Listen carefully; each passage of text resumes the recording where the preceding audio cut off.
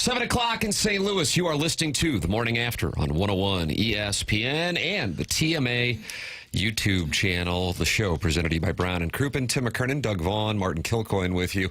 Little Jackie Papers is wearing his Blues hat because he is excited about this preseason game on Saturday night. I think we all are. We'll be on the radio. Yes. Right here at 101 ESPN. Why wouldn't it be? No, they all are. Well, that's good. That's good. Hockey here and Daddy Likey. Army Daddy talks Likey today. Mm-hmm. Yeah. Army, the big Army address is today, Doug. I really enjoy his addresses. Because he'll tell us whether they're going to finish in third or fourth place. Yeah. He just puts it out there. It's so wonderful. So honest. I want to go out and ask, delightful. Doug, is the Oregon a good spot?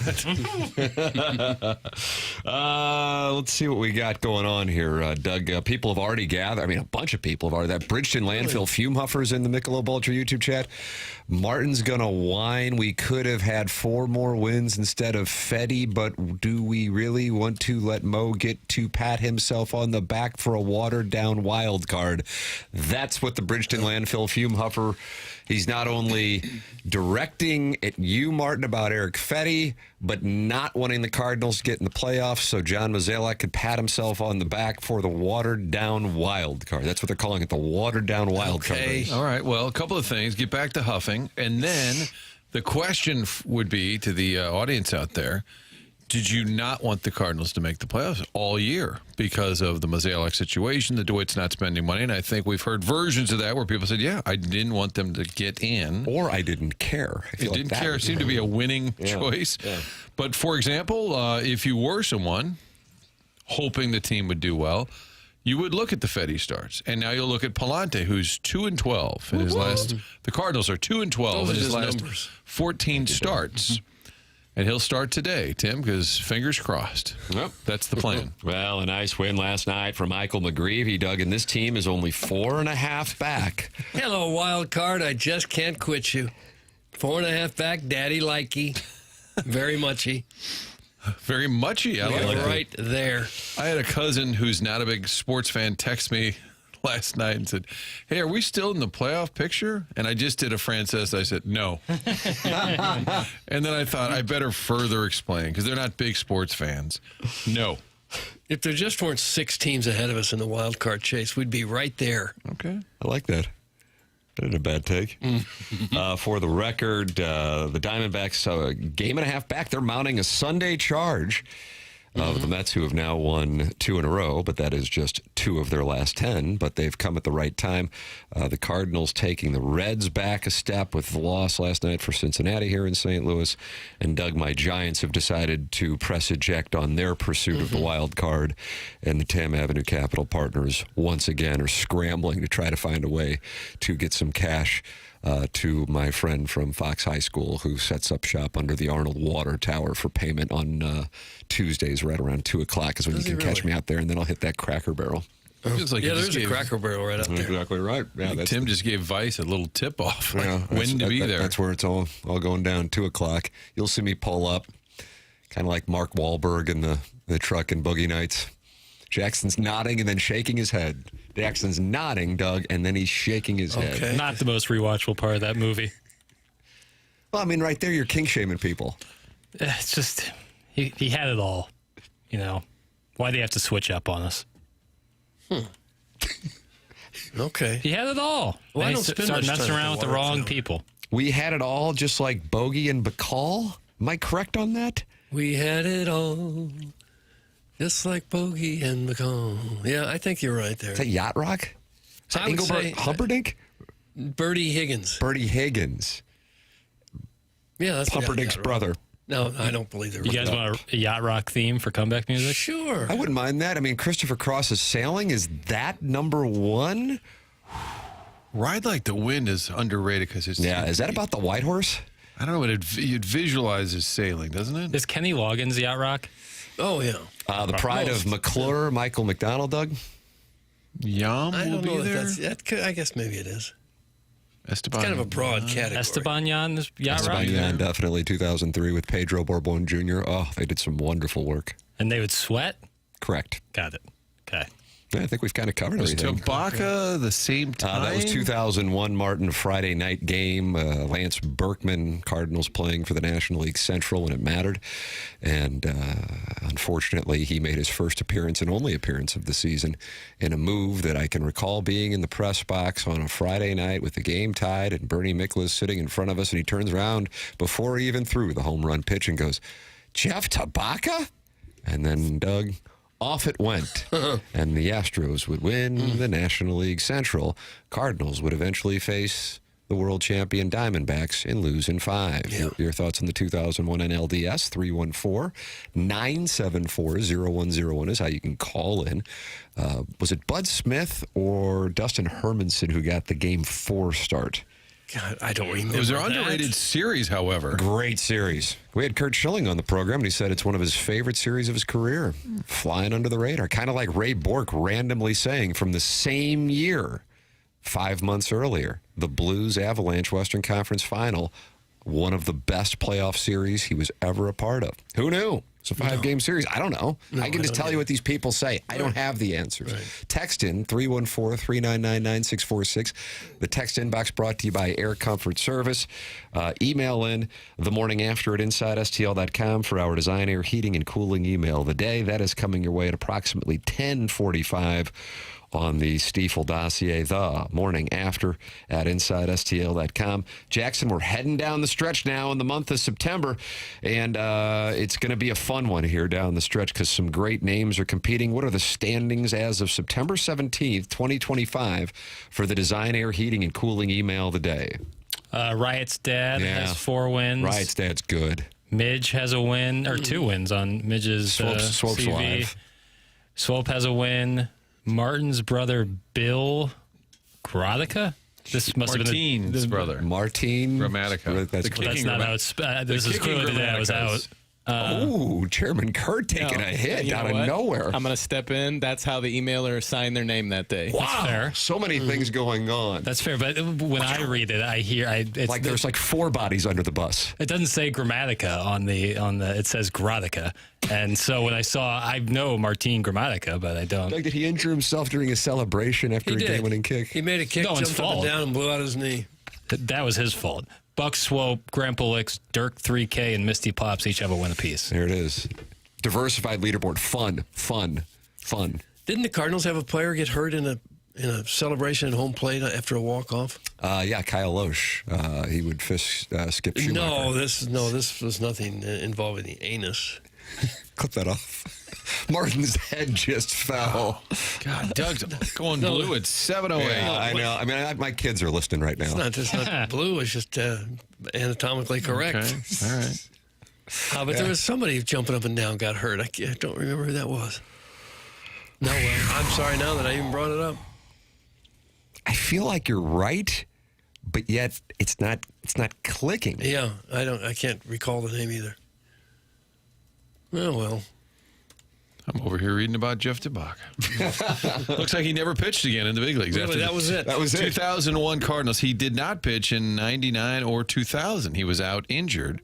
Yep. Glorious return in 01. And was that his only appearance in It 2001? appeared he played in 8 games, so I don't know.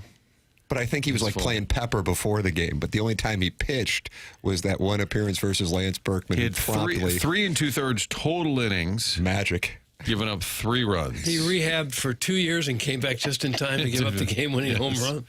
Poor fella. Yeah, that could work on you.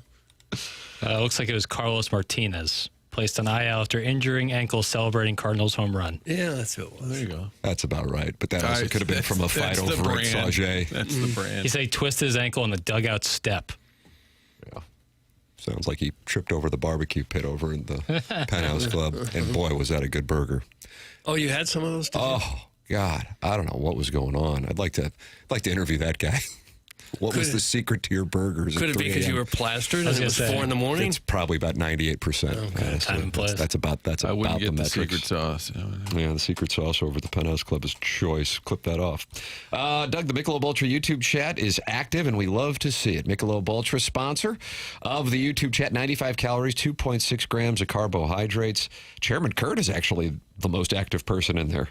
Chairman Kurt, you handle the podcast on the program and you talk it over with the listeners. What are they talking about? Well, the remote lamp, obviously. TMA remote lamp. Everybody knows your birthday's in 10 days. That's correct, Doug. My birthday's in 10 days. Oh, that's exciting. And the remote lamp was asking me what I was planning on getting you for your birthday, and I just what do you get the guy who has it all? God, lifts. And the lamp suggested Sappho's. Oh, So I'm checking on Amazon, see if they have Sappho's. Oh, that'd be great. you can have that delivered right to your home? I have a Prime membership, so ideally. Like I'm going to be in a For hotel shipping? room in Las Vegas with the draperies drawn. There'll be a lot of In-N-Out wrappers, not for fries, for the record. Going to get fries from somewhere else. And just watching the Ryder Cup, maybe with a snifter of A booze. snifter. That's all I'm doing. And So I'll if you get- occasionally make an appearance in the poker room and at the sports book, and then I'm going to walk upstairs, and then I'm going to draw the blinds. No talking. Why Phones must off. I assume you're not staying on the first floor, so why must you draw the blinds? There's sun. someone across the street. in Yeah, another Sally hotel? Jackson's answer right there. It's about the sun. But you don't know which direction There's you're going to be be some facing. daytime. This is some daytime rotting. Rotting. Okay. But is it the fact that you don't like light or you don't like people? Boy, I guess it's letter C. Both. Both of them. And your Denzel wife? Washington. Your wife is on this trip? She is. Okay. Is she bringing a friend? Her friend will be at the pool. I mean, she understands. I don't even think I'm bringing my golf clubs. Really? I think I could get a tea time at Shadow Creek and I'd pass. I want to watch the Ryder Cup and college football. I want to sleep. I want to drink. I want to go to the restaurants we love, and that's all. Phone will be off. Jackson, Yeah. if they whack us, we'll tend to it when I get back on Wednesday. I'll write you. Yep. We'll just go right to the YouTube channel. That's where we'll set up shop. Yep. Fine by me. We'll draw the blinds. But we'll draw the blinds for Send up that. housekeeping. Sir, an important message. Yeah, I Doesn't tell him that. matter. Tommy Fleetwood's over a 20-footer in his match with Bryson. There's a Mr. Papers on the line. Not tending to it now. No. The Pope says Tim deserves anything and everything. Is that the real Pope? Does he watch? No. All right, fair enough. You are welcome to participate in the Michelob Ultra YouTube chat as well. And Michelob Ultra is the sponsor of the Lemmings Open, and that is 2 weeks from Friday. Jackson is putting together a team. I'm putting together a team. There will be cash on the line, and it's taking place at Oak Valley on Friday, October 3rd. And you can sign up at 101ESPN.com as Michelob Ultra presents the Lemmings Open.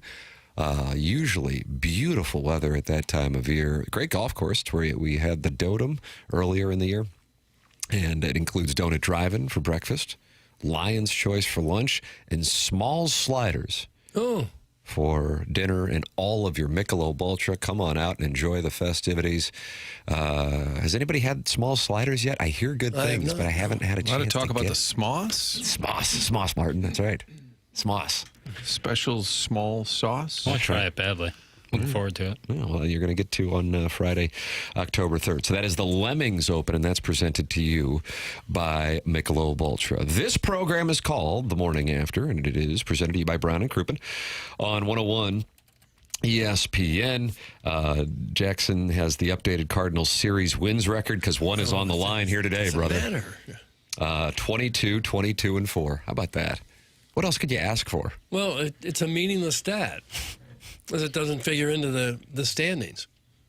Well, kind of does. How about that response? No, kind of doesn't cut it. I It's bet either you a the win Blue or a Jays. loss. I bet the Blue Jays, the Phillies, have really good series records. I'm just going to go out on a limb and guess that they have a really good series record. So it may be an indicator. Maybe an indicator. Well, it would be an indicator that you're having a good season, but the number of wins and losses is the only thing that matters, no matter who you get them from. Are we headed towards a rematch of the Joe Carter World Series? I wouldn't mind that. Well, I would say that's probably as good a shot as anything. Philly really look good, don't they? I mean, even though the Brewers are sitting there with the most wins in the game, theoretically, Nobody picks could them. flirt with 100 wins. It's unlikely, but they theoretically could flirt with 100 wins. Nobody's picking them, just like you said, Martin. That's right. Just like everybody pats them on the head. Oh, good job up there, Milwaukee. Nice job. Broken microphone situation Wait, on Mike 1. no. We got a broken microphone situation on Mike 1, and I have no idea how that happened. It was similar to the table collapse on opening day. It just went I don't know. flaccid. It just It did go dropped. flaccid. Doug, if there's one guy who can fix things with his hands, Yeah. It's not you. it's probably Doty if he's in the building. How about the fact Danny Cox was in? I think he lives in town, but it Yeah. was the '85 reunion a couple weeks ago. Everybody's talking about Dankinger, and he said, "Yeah, man, it's a call. It happened. Like, he's over it. It's 40 years later." He said, "It also helps. I won a ring in Toronto with the Joe. He yeah. was on the Blue Jays." He said, "I went to Pittsburgh." He said, "In the '92, he said we got walked off by the Braves. It was terrible." He was on the Pirates in '92? And I didn't realize that. He pitched in, looks like 16 games, but he said, so I end up in Pittsburgh. He goes, and then we lose in brutal fashion to the Braves. He said, I'm thinking, all right, I'll just never win. And then he went to the Blue Jays in '93, the Joe Carter year.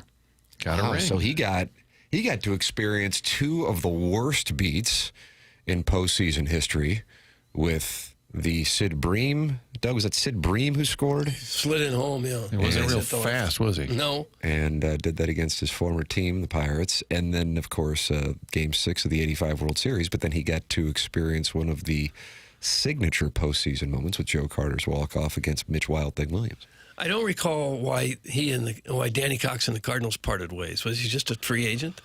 I don't recall, Doug. It was a little bit Doug, you're the ago. one who was covering him. No, I he wouldn't was say it here was from at the he was here time. from '83 When to you were dealing with Earl '88. Weaver. Yeah. Yeah. But I could see where you're thinking you're cursed as a player. You have the Dankinger, then you have the Sid Bream. Like, oh my God! And then you went on the Joe Carter homer. If the Cardinals won their remaining games, which means they would finish 84 and 78, would they be in the playoffs? Now, I realize this is like asking if I were 6'4", but just for the purpose of the conversation, would that get you home? Because, Doug, the Mets are sitting at 78 wins, and the hard-charging Diamondbacks are at 77. Yeah, I would say probably no. Probably no. So you're saying it's hopeless? Wow. No, it's not hopeless.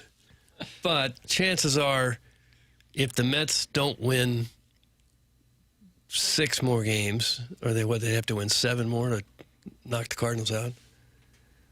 The Diamondbacks might win 8, or the Reds and Giants might. They're probably not going to win all 10. So I'd still say probably no. And the good news is they probably won't have a winning record. Unless they go 8-2 over the final 10. Therefore, Tim, you will not get the line that you heard last year. Remember, Big Bill that was really bad. said, hey, we had a winning record. That honestly pissed me off. That's the equivalent of we go to bowls around here. Well, so When does everybody else. We had a Big winning Bill season. said we had a winning Ugh. record. Ugh. Did not enjoy that. I don't think that'll be a concern this year. I need 3 wins to cover the over on the Cardinals, 76.5. We're already cashing the ticket on the White Sox. Doug, that's a hard-charging club that has their eyes on 60 wins. Well, they've lost 5 in a row, so they're not that interested in getting 60. That is correct. Now, it turns out that my battle cry regarding the Major League Baseball postseason is not something that is limited to me. I didn't know this. I think that this guy, at least for younger people, has kind of become one of the prime voices for Major League Baseball. Would you agree with that, Papers, as a 27-year-old representative of the program? Mm-hmm. You would. Yeah. Who are the voices of the youngs when it comes to baseball, which I realize from a supply and demand standpoint might not be the greatest idea, but who would be in that category? Friend of the show, Jared Carabas. Yeah. That's a nice play. John Boy and his crew of people, I would say, are way up there. I think those two. Those two it. outlets. John Boy and Jared Carabas, who joined us when I fell through the dais at opening day at Busch Stadium, Ballpark Village. Yeah, there's some guys who do some great interviews on the field on social media outlets on TikTok. It's called the Bat Boys. They're really good. You like the Bat Boys, Doug? I don't think I know who they are. Keith Kachuk hated Josh the Bat Boy, not because of him individually, but because he Jesus, felt what like is he, 30? he thought he was a little too old to be the Bat Boy. Yeah, they don't do like a podcast. Maybe they do, but What about Foul Territory? I think they've got do they have a younger following or not necessarily? that bridges the middle. That young and old both. That bridges the middle. Would it play better with the youngs if the guys didn't wear their hats backwards with the fitted caps? I don't think it would change much, but it couldn't hurt. If they just changed the snapbacks, it'd be a whole different world. So Major League Baseball gives on-field credentials for TikTok influencers? Yeah. Do they? Probably one of the more Smart. wise moves Yeah. they've done in the Probably last so. That's where all the 10 rumors years. Yeah. Soon they'll get a wild card, too. They'll be in the playoffs. Those kids, the Bat Boys. Seems like it opens it up for some crazy shenanigans, though. Because aren't they down there to kind of make crazy videos? They're not like dancing. They're like, What are they doing? it's like an interview. You know? It's just So a you're straight saying that interview? the brand of TikTok, which of course is lonely moms dancing for attention, There's a corner of that. is not what these influencers are doing when they get MLB What are credentials. they doing? Influencer. I mean, like they're like asking questions that are like, who's your favorite? Like if the person is Dominican, who are some of your favorite Dominican artists? What's some of your favorite Dominican food? What's your Is that when pregame routine? after the game they're asking that? No, and like during BP warm-ups. Yeah. Bat Boys, check them out. Like, check out Bat I Boys don't on want your to. Where do I find the Bat Boys? TikTok, Do I have Instagram. to sign up to... I've got another 90 days to join TikTok. All right, Bat Boys, TikTok. Okay. Okay. So John Boy was talking it over with Aaron Boone, and Aaron Boone essentially laid out how much he views these various numerous wild cards in his decision making. We'll have that for you coming up here in a matter of moments. Plus, Martin, Eli Drinkwitz has expressed what his belief is on who the Missouri defense will be facing. Doug, do you like this under center? No, I don't. For the South Carolina Gamecocks on Saturday night in Columbia, Missouri. It is a blackout, and Jackson Burkett will be in attendance, as will I. And Jackson is sleeping with his... No. I'm not sleeping with any. I'm at a hotel. You're with your buddy. I'm staying at my buddy's house, separate room, solo. So he's got his own little private crib up there for the two of Man, you? that's nice. What do you mean private crib? Like a chateau. That he only uses for It's football not- weekends it's- with his friends? He doesn't live at the mall. Like of course it's a private residence. Huh, very suspicious. He said I mean, just last week you had Gareth out in a tent when you were in a private residence. So you Also guys... suspicious. he ended up sleeping inside. Now, Doug said he had this little private crib as like Kind of a it's just- getaway. It's an unnecessary word. Is it Old Hickory? You like it? You like it so much you live there? I sent Jackson a clip last night. I was listening to Tiger Talk Yes, with Tiger Mike Talk. Kelly. And I just recorded just a little audio of Tiger Mike and sent it to Jackson. Yeah. I was at dinner with my parents last night. Oh, where'd you go? Llewellyn's and John, what'd you get? burger. Yeah. Nice call. And sweet potato fries, waffle, and because they're going on a European trip here soon, so they're heading out. And my dad talked for multiple minutes about how much he loves Martin's Mike Kelly It's impression. so good. He said he listened to some of the game on the radio, and he said he couldn't help himself but laughing when he heard some of the things. He's like, Mike Kelly's so good, but all I think about is Martin doing it. And on the Big Ten Network, they say Illinois and Indiana is a college football mock playoff game. Doug, the number on that one, 5.5. Missouri, South Carolina at 11.5. Tigers minus 11.5.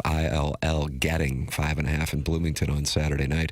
All of that to come here on your Stiefel dossier. The program is called TMA. It's presented by Brown & Crouppen on 101 ESPN and the TMA YouTube channel.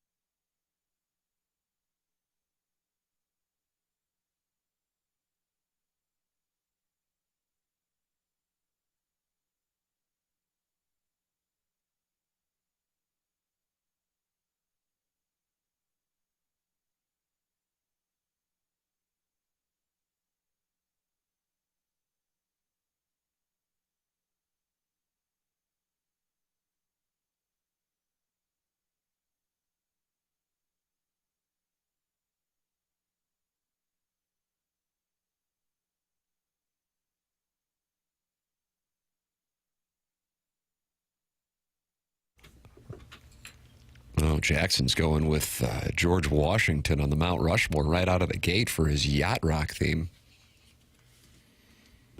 Who doesn't like this song? Doug, who doesn't like this I'm song? sure there are some. Who? Not many. Name them. I don't have any names for you. I can see Danny Cox not enjoying this since we've been talking about him. We have random Danny Cox, Christopher Cross intersection. By the way, Tim, on Clearing the Deck, Yeah. which is at 9:03. Yeah, that's the Stiefel dossier here on TMA 101. Music related. Do people like the Imagine Dragons? Papers has cooked it up for 9. What a take. 3. Well, not take. It's pure curiosity. Well, it sounds like you've got to take. No, not at all. So this is just like... Like, where are people at? You know? Can there be a new segment called Pure Curiosity? Yeah. I'm a curious guy. Well, what brought this up? Why today? with Yeah. Imagine I Dragons? wrote it down there yesterday. I can't remember I what. think it was yesterday. Oh, we were talking about One Republic. And I feel like Imagine Dragons and One Republic are a little similar. You think if somebody likes One Republic, they like Imagine Dragons? Yeah. Okay. Yeah. And I have no strong take one way or another. But then get out of the industry. Well, I just want to know where people are at. Well, maybe Matt Holiday will text me back because we're trying to decide what time he will be on tomorrow. And I believe, Matt the Bat. I believe Imagine Dragons was his walk-up song. So, Wow. he So could you're coming chime- after Matt the Bat. Have fun tomorrow, Papers. Was it Believer? That'd been probably too late for him. I don't know.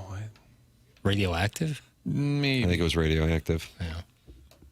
We'll talk about it in 9:03. Yeah, that's the Stiefel dossier. It is TMA, the program presented to you by Brown and Crouppen on 101 ESPN and the TMA YouTube channel. Just open up the YouTube app and you can watch the program and talk it over with Big Blonde Dan, Libby, Jackie, DiCaprio, and now Vinny Barbarino's in there.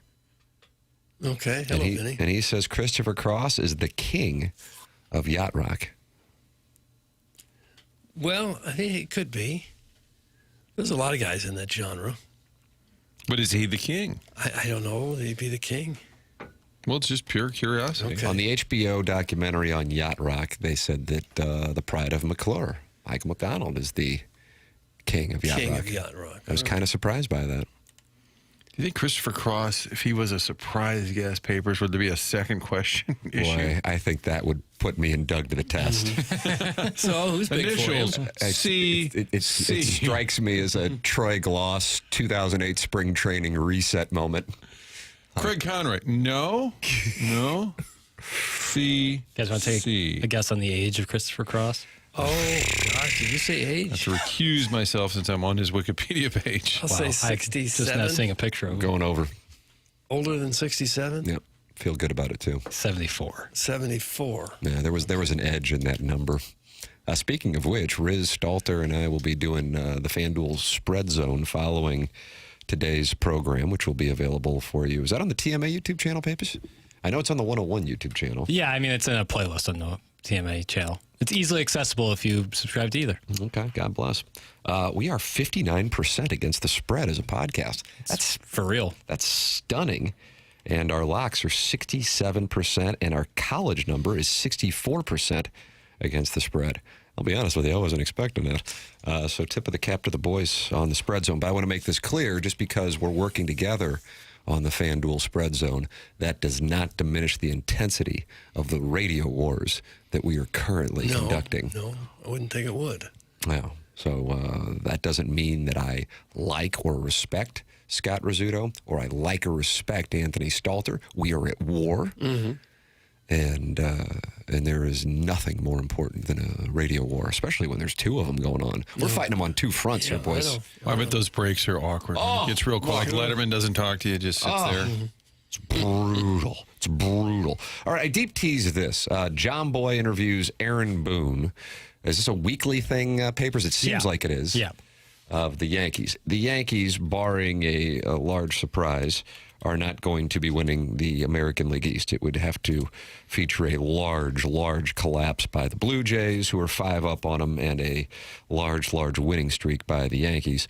So it's wild card time for the New York Yankees. They're not particularly happy in New York that their two teams are wild cards. But then again, so many teams are. And Boone was asked by John Boy, who Jackson says, along with Jared Carabas, the two voices of, what would you be, Gen Z in Major League Baseball, about the wild card and how he would manage for it, which apparently John Boy, and I didn't even know this, we're on the same page with the dilution of the importance of the regular season by having so many wild cards. Here's Aaron Boone and John Boy. Majority of teams value the starting pitcher over the venue. If it comes down to it, last game of the season, the top seed is up for grabs. It's going to be a home game, or you're going to go on the road. What do you value there? Like, would you start Fried or Rodon, or would you save them? You know, Girardi very much said, no way I would start. I'm going to save it. I want my starting pitcher more than I want the venue. Yeah, Michael asked me that yesterday. Yeah, no. As much as obviously you want to be at home, you're not going to throw Max in a game that isn't deciding whether you're in the playoffs or not. Nice. For a home field situation. I just needed that because I'm going to take it to the league when I tell them that no one gives a crap about the 3 wild cards and it's a boring end of season product for the fans. I want more stakes so teams are taking those games. I'm not mad at the managers at all. I just want the league to implement more drama down the stretch. Why are you mad at me? I'm not mad. Did you hear you watched my 20-minute video on realignment, I'm sure, and you agree? Everyone agrees. You'd like it. Everyone that is a player likes it because I'm giving you an off day every week. I like that. See? NL's off every Monday. AL's off every Thursday. All teams play every weekend. Doug, we need Ali Marmol on here every week, and we can yell at him, and he can go, why are you mad at me? Right. The guy seems a little bit obnoxious. They say that as Tim said, they talk to him every week. They ask him. They'll get into it with They him. do. They get into it with They them. do. They ask, and they're good questions, but they seem to have a good relationship. And I think it's great on Boone's part to do something like that with those guys. And this was the guy that really exposed the Astros cheating scandal, right? He is a master lip reader. His videos breakdowns of players yelling at umps or other players are outstanding and have millions of views on YouTube. Are they actual lip reading? Like, is it verbatim, or does he embellish? Is it for fun? He's doing pretty good work. And I mean, is it kind of he for says people entertainment come up to him value? all the time. Players come up to him all the time, or managers, and be like, "You nailed it! Like that's exactly what I said." So he is trying to closely portray what they're saying. Yeah, he takes the video. They have so many different camera angles, and he zooms in really hard. And he does I didn't the know work. if he was doing it for comedic effect. No, he does the work. There are funny videos, but he works hard at it. Yankees, for the record, a game and a half up on the Astros for the 4 seed. And then you've got the Red Sox only 2 back of the Yankees, and that was why they were discussing it. If you are in a spot where you could put yourself in a highly likely position to win the last game of the season, but you would have to use Fried or Rodon, their 2 top starters, would you use them to win, or would you rest them? Because if you use them, you're not going to be able to use them in that best of 3 wild card. So that is what John Boy's angle was. That is his point. Now, if there was only 1 wild card, as was the case pre-2022, which was a format that I thought was much better, and not the 3 wild cards, obviously you are burning them at that point, and because your season's on the line. But in this case, you're playing for home field advantage, and while, as Boone says, you'd love to be at home, you're not going to jeopardize burning one of your top starters in that spot. So that was the reason for the question, and as it turns out, John Boy hates the 3 wild cards in each league, as do I. So that is the I feel like background Tim on that. running through his body. I love hearing it. It's incredible validation. And as somebody who is small and insecure, I need that stuff in my life. 314-399-9646. That's how you can text in, call in as well. 314-974-0101. Air Comfort Service, sponsor of the text inbox. Collier and Thompson, sponsor of the phone lines. And Spicy Sow, which is a tribute to General Tso's chicken and the waffle fries, says, I think Jack is saying he's Gen Z, not John Boy and Jake. Yes. I feel like I'm missing something here.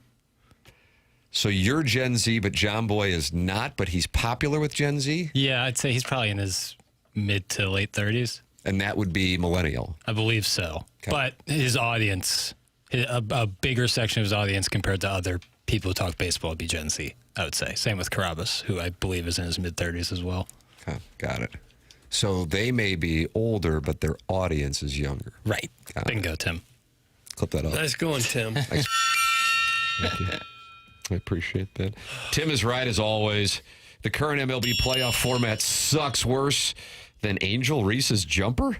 That's America in the Central West End. Doug, the WNBA takes a hit right in the middle of the baseball discussion. I know you don't like the playoff format, but if there were 7 wild card teams, the Cardinals would be in. You wouldn't like that? Sounds like a talking point for Big Bill. Yeah, at the a week and a postseason half. press conference. That's all it would take. Expand from 3 to 7. I feel like 95% of Gen Z guys are soy boys. That's from the Mississippi Mud Shark. Fair. Jackson, Doug's that fair? Jackson, what is your response as a representative? I mean, come on. What are we talking about? Gen Z born between 97 and 2012, it says here. That's you, Papers. How do you pick 97? I don't know on that. Something happened in 97 that's changed the way people are raised? Oh, I ran a really profitable sports book. I guess that's why. Yeah, and that's why I would have picked And 97. then you have Missouri, Nebraska, the flea kicker. So those two things. Guess what? Renteria walked off the World Series, right? If you say so, because I don't know the years, Tim. And that was what, the Packers and the Patriots, Martin? Were you covering that? Yes. In New Orleans. Was Desmond that Howard? Desmond Howard went And nuts. he won the Heisman at that Super Bowl, Doug? Is that correct? Desmond Howard, touchdown, Michigan. Hello, Heisman. That was the call. Desmond Howard. Desmond Howard, touchdown, Michigan. Hello, Heisman. Brett Favre back in his New Orleans area base. We had Andre Bad Moon Rising on that team. What else you want to know? Well, that was about it. And the current generation is called what? The guys born after 2012? Who were they? Gen Alpha. Alpha? Yeah. Alpha. Gen Yeah. Alpha. So my sons are Gen Alpha? I guess, yeah. Huh. How about that? Okay. So what, 97 to what is the cutoff? 2012. 2012. Yeah. And now it's Gen Alpha. Right. That I believe is the case. Okay. He said 95% of Gen Z is soy boys. I disagree. What percentage do you think it is? Oh, man. I don't know. I don't really use that kind of term. Could it be when you're too close to it, you can't see it? Maybe. Maybe I'm one of them. Okay. Sticks and stones. Yeah. Guys, you should watch John Boy's realignment video. It's a great idea. So he was talking about that with Aaron Boone in that clip. In his realignment video, each league, no matter what, there would be a day off. I'd be curious on what his realignment suggestion is. I'm going to do some research on that. All right, there's Jaggy Papers. Doug, he's going to do a little research on it. So we'll have that for you coming up, as well as what we have with what is a monster weekend in the St. Louis area for the Fighting Tigers and the Fighting Illini. Doug, both teams, both programs on a collision course for a game in Champaign, Illinois. That'll take place, I guess, is that going to be a Friday night? I don't know. That In they said December. that. And this is a significant step because if either one were to lose this coming Saturday, those chances would take a significant hit. As a matter of fact, if Illinois were to lose this game, they go from right now 15% to make the college football playoff to 3%. So this is a significant one on a schedule that there certainly is, you like the term runway? Have you heard that in 2025? I've heard it too much. In November, the schedule is favorable, but their tests will be coming over the next few weeks. They've got Indiana and Bloomington this week. They've got Fight On and Lincoln Riley and his lack of defense coming to Champaign next week. And then, of course, the Buckeyes the same week that Missouri hosts Alabama. How do you do? No, I'm fine. I'm not buying Indiana. Sorry, Joe, if you're listening. I'm not buying Indiana. Joe Buck. If he's Indiana. listening, if Ackerman's in a break, if he's listening, No. I apologize. My brother Kevin, who's always thanked at the end of the program. He's EIU? He Okay. was What Indiana. about Kent Benson? If he's I listening? apologize. And Quinn Buckner, the whole crew. Calvert Cheney used to live in town. I apologize. I'm not buying it. I think Illinois is going to get it done. I catch myself sometimes, and I was making my picks for Spread Zone that I was referencing earlier, getting caught up on a team that I'm either really high on or that I'm really low on, but I haven't watched the other team play. And I feel like that can be, Doug, check this out, a gambler's fallacy. Oh, is that right? So honestly, in this case, I haven't seen Indiana play in 2025, so I have no idea what they are. I have seen Illinois play, and it is super impressive. I think Illinois fans would agree that the game was not as much of a blowout at Duke as the score indicates that it was. So It was, 1 point at halftime, I think. yeah, right? and then they just had some. I mean, hey, listen, if it would have gone against Illinois, I would say the same damn thing. I'm just telling you what it is, and I'm sure Illinois fans agree. They had some good fortune there with where Duke turned the ball over and some self-inflicted wounds. Part of the game, of course. Point being, that score I don't think is indicative of the gap between Duke and Illinois, but I do think Illinois is a really good team. But because Illinois and Indiana aren't brands, similar to how Missouri isn't a brand, South Carolina isn't a brand, I think they can get overlooked even if they're really talented. So this will be a proving ground in both games. Although Missouri's an 11.5-point favorite, so they're in a different spot than Indiana. On the other side of it, I think Texas Tech, certainly not a brand, less so than the other schools I just listed, may have one of the best teams in the country. Matter of fact, Bill Connolly of ESPN has Texas Tech in his SP Plus rating, which isn't based on like his subjective. It's a data point. He has Texas Tech as the #1 team in the country. They're something else, but they're also just random. But they're playing at Utah. It's a strange start time too, because it's in Utah. I think it might be. Is that a big noon game, Martin? I feel like it's a random time for that location. I don't know. It's in the morning out in Utah. Anyway, Texas Tech's getting 3.5. But I haven't seen Utah play, and I know some people are really high on Utah, so I don't want to go jumping on Texas Tech when I haven't seen Utah play. Yeah, that's a 10 a.m. Mountain kickoff. Wow. Intriguing. That sucks. You're mad about it. You're a Utes guy. The number Calm 16 and 17 team are playing at 10 a.m. local. 10 Fox. 10 a.m. It's is nice to like, get a fresh start in the morning. like it's a Saturday kids special. Do you think 10 a.m. start? you think they've- like watching a Pixar movie at the theater at 10 a.m. Pixar movie. on Are they Saturday. factoring that they don't drink a lot out there? So like they don't care. It's Maybe, fine. maybe, but it's 10 a.m. What are we doing? They did that with Dion in Colorado Yeah, last I year. They had remember that. I think it might have had a 10 o'clock start. Yeah, it's just lame. Jackson is furious. Although I do like spacing out the great games. Like Saturday of last weekend, you had all the awesome games. I mean, granted, Georgia, Tennessee, and there was a lot of rain delays and stuff for lightning delays. What about Missouri State and SMU? SMU? It was a And barn burner for a little. was. Boy, an unfortunate text was sent. I feel badly. That's all good. But a lot of the awesome games were at night. You know, I don't mind spacing out your marquee matchups, but 10 a.m. is a little much. But as a TV viewer, it's kind of nice to have a good game on at 10 o'clock in the morning already. Yeah, I guess. Yeah, it's a good. That's a good. Folks out perspective. east will see it at noon, Jackson. For So sure. there. It's all For about sure. the east. Mark my words, and mark them real nice like, brother. Okay.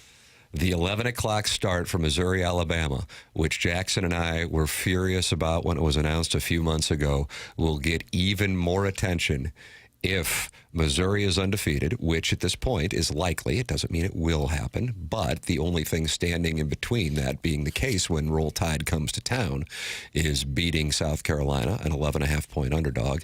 And I know you love the foliage in Amherst, Doug, but UMass, and they're quite an operation. They lost to Bryant this year, and I don't know if Tough that's club. a Tough. guy or... Hard Scrabble club. You guys want to take a guess Trayvon? where Bryant I is? think it's in Tennessee. Check this out, Tennessee.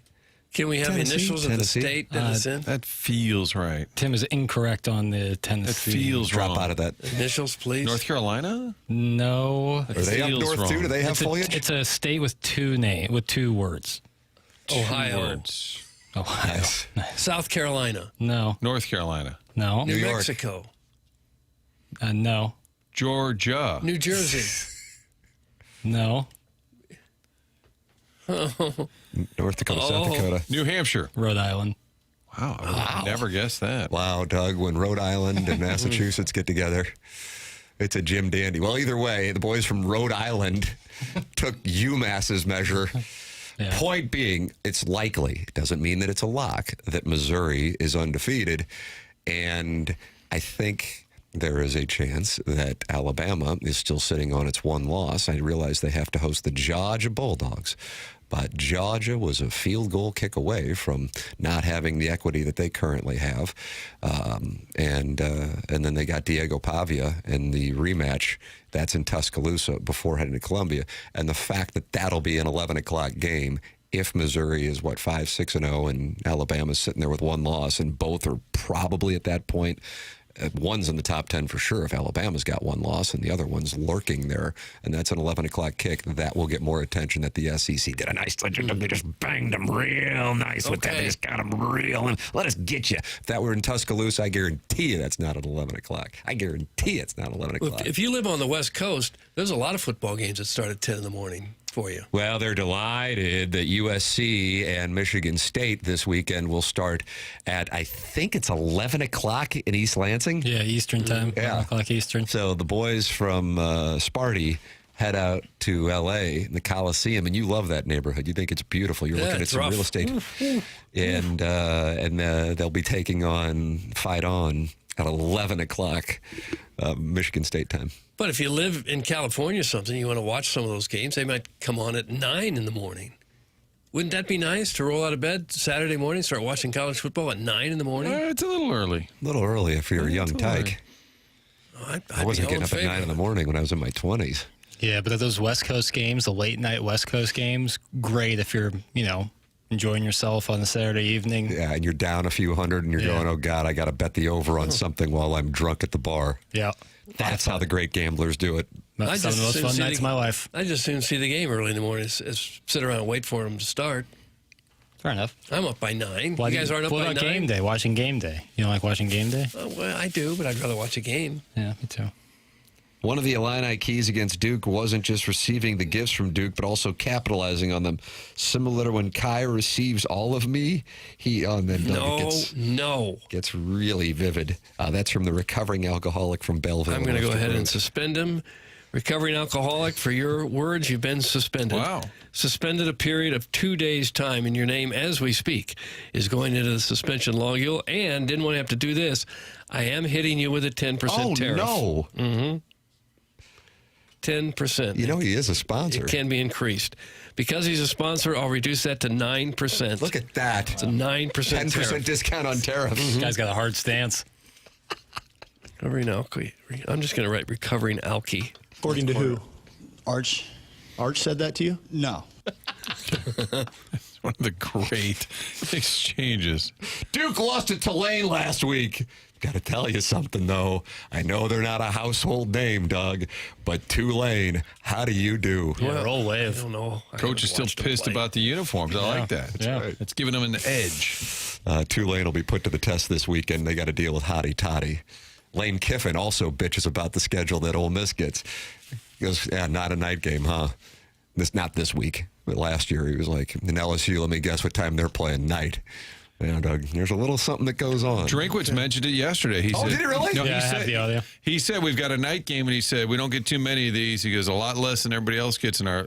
Something God to that. bless. He pointed it out that you better make the most of it. I'm telling you, I assure you he's aware of the 11 o'clock kick with Alabama.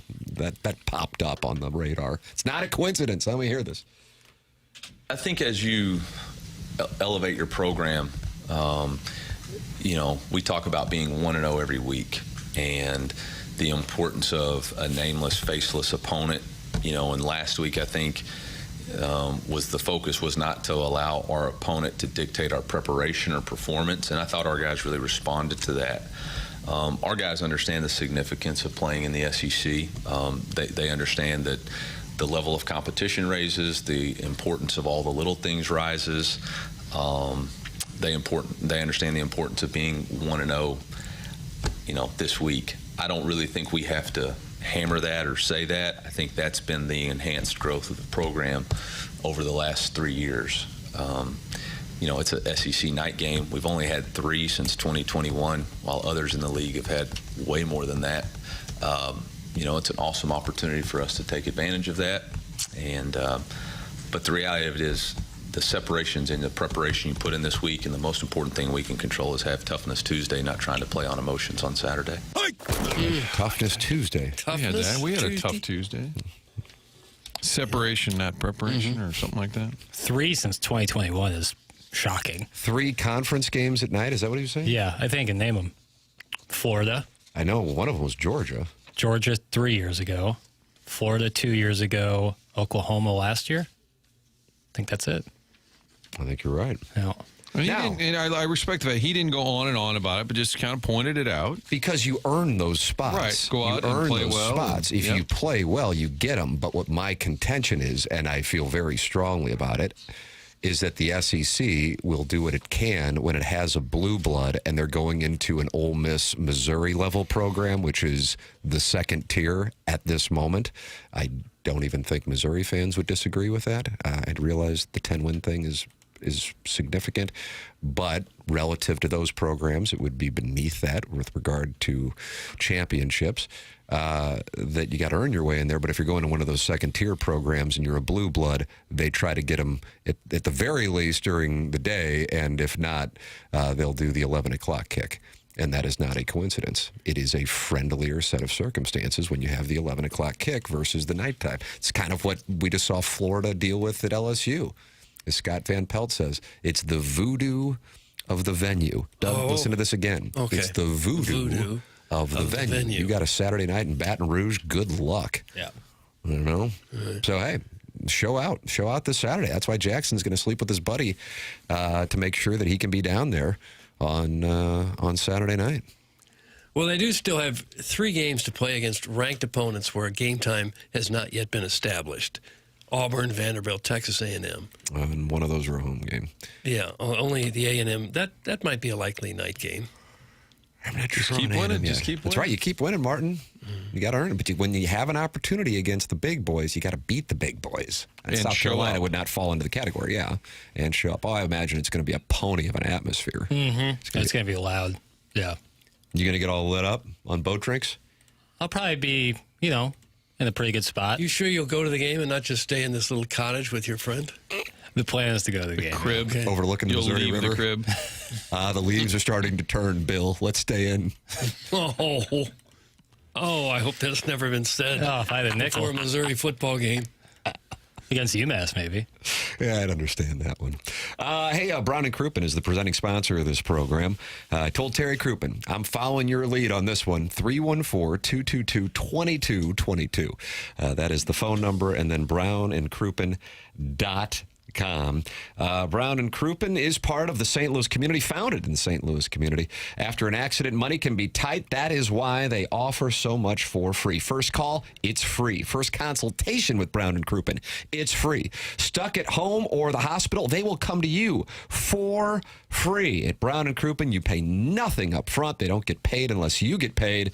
And when you're a Brown and Crouppen client, all your questions are answered for free. Get the facts from Brown and Crouppen. If you think you may need Brown and Crouppen services, call 314-222-2222 or go to brownandcrouppen.com and make sure you let them know you heard about it on TMA. Remember, the choice of lawyer is an important decision. It should not be based solely on advertising. Past results are no guarantee of future results, and every case is different and must be judged on its own accord. Brown and Crouppen, presenting sponsor of TMA. We give Jackson grief, but there is only one member of the show who has shared a Columbia hotel room with 3 other dads. That's from Arbor Day. I had to do that and sleep on the floor one year. Yeah, there we go. Look at Arbor Day. I mean, that's to have Arbor Day come to your defense. Yeah. That's like Johnny Cochran. Yeah. That tells me Vaughn's projecting onto you. Oh, yeah. Well, it's always projection, you know? You think that's what this is? On a daily basis. People are out there This guy's had projecting enough. themselves onto me, and That's why that's he's going fine. to Chicago. No, I will be that for you. Project onto me, man. Okay. Can Jackson and I trade places this weekend? He can go to a wedding with my wife, No, I've done my duties. and then I'll act like I'm sleeping while I watch this guy and his girlfriend have sex after the game at their house. It's from Stephen White. Is that what you're doing? No, but that made my skin crawl. No trades. I've done the wedding. I've listened to the last 2 games on the radio. Shout out to Tiger Mike Kelly. Love him, but I'm watching this one in person. But then after that, it's all on television going forward. You got tickets, eh? Working on it. Oh, wow. My friend has a good connection there.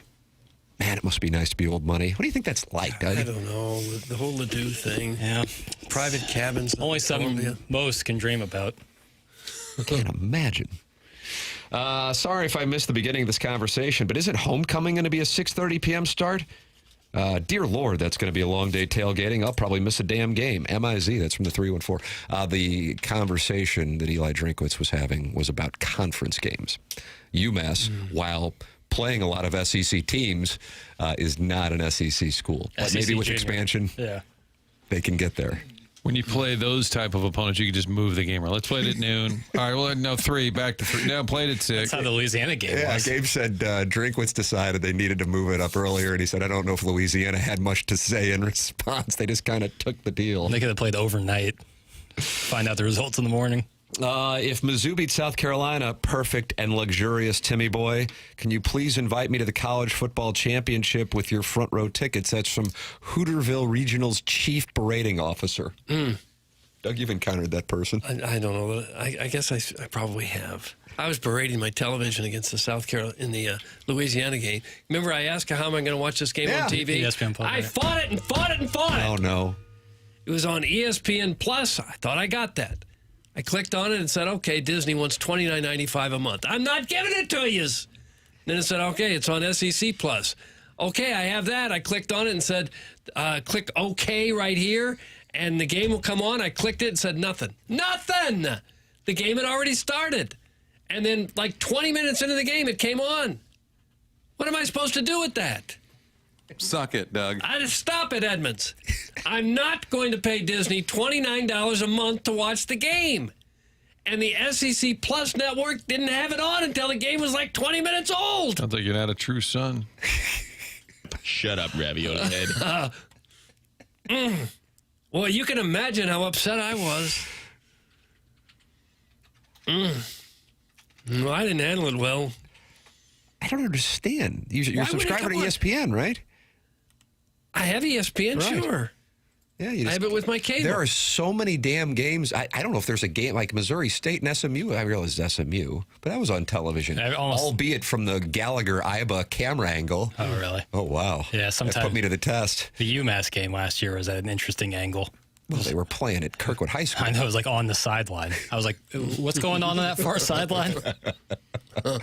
Yeah, you go to the ESPN app, you open it up, and there's like, damn near every game's on I saw there. them all. Yeah, but it wouldn't let you. I clicked on Missouri, and it said, that'll be $29.95, please, for Disney. So I'm not doing that. Speaking of which, as the worst camera angle, watching any game at Ohio State. You got to watch it from 800 feet away. Odd. It's like the Duke of college basketball where you're watching from the ceiling. Wouldn't you think, since all those games are on TV and so much money's coming in from TV, they'd block out just a few seats, like halfway up the section for one camera, or maybe two cameras, one at a 35-yard line each way. The best is a big play happens and you see some fan's wrist in the middle of the camera as they put their hands up. I'm like, get out of there. What we do? How is that possible? I wonder if we'll get to the place where they'll just have drone cameras all the time that can hover lower and kind of stay there the whole game and shoot it that way to get a better angle. Ah, yes. Olds and streaming. The modern day David and Goliath. That's from the Crestwood Coyote. And you played Native American ball with his father. I would have invited anyone to come over and show me how to do it. Anyone. I clicked on SEC Plus. Okay, yeah, you're going to get it. Click right here to start the game. Click. Nothing. Nothing. And then 20 minutes in, it popped on. Why, I was fit to be tied. You were hot, weren't you? Darn right I was. Darn right I was. You probably weren't signed into your ESPN account, Doug Boomer. That's some Ray King, Matty Mock coverage. I will say the ESPN app can be fickle. I feel like I log into that thing more often than I do Brazzers. Yeah. And then it's like, same thing with sometimes the FanDuel app. It's like you sign into your account, but that's only half the battle because then you got to either connect your TV provider or your ESPN Plus. It's like, oh my God, how many things do I have to hit? I plugged into the provider. Then it gave me a QR code. I did that. Yeah. And then it said take a picture of this. I clicked on it. It said invalid code. Yeah. You just told me to click on it. Yeah, I've battled with it too. And it doesn't let you start your game until kickoff. Until they put foot to pigskin, you can't start that game yet. This was 20 minutes after it started on SEC Plus. You like that one? I like foot to pigskin. Saturday's game, by the way, ESPN regular. Yeah, you won't have to worry about it. You're going to be good. ESPNU for the UMass game. I'll never find that thing. I think you can skip that one. I'll do a reenactment for you on Monday. Okay. I mean, what you got? Oregon going to Happy Valley. You got Roll Tide hosting Georgia, Hottie Toddy, and that little Southern debutante from South Boston who grinds on recruits. Well, Ryder Cup, right? Ryder Cup. I mean, forget Cardinals finishing off that winning streak to get into the 6th wild card.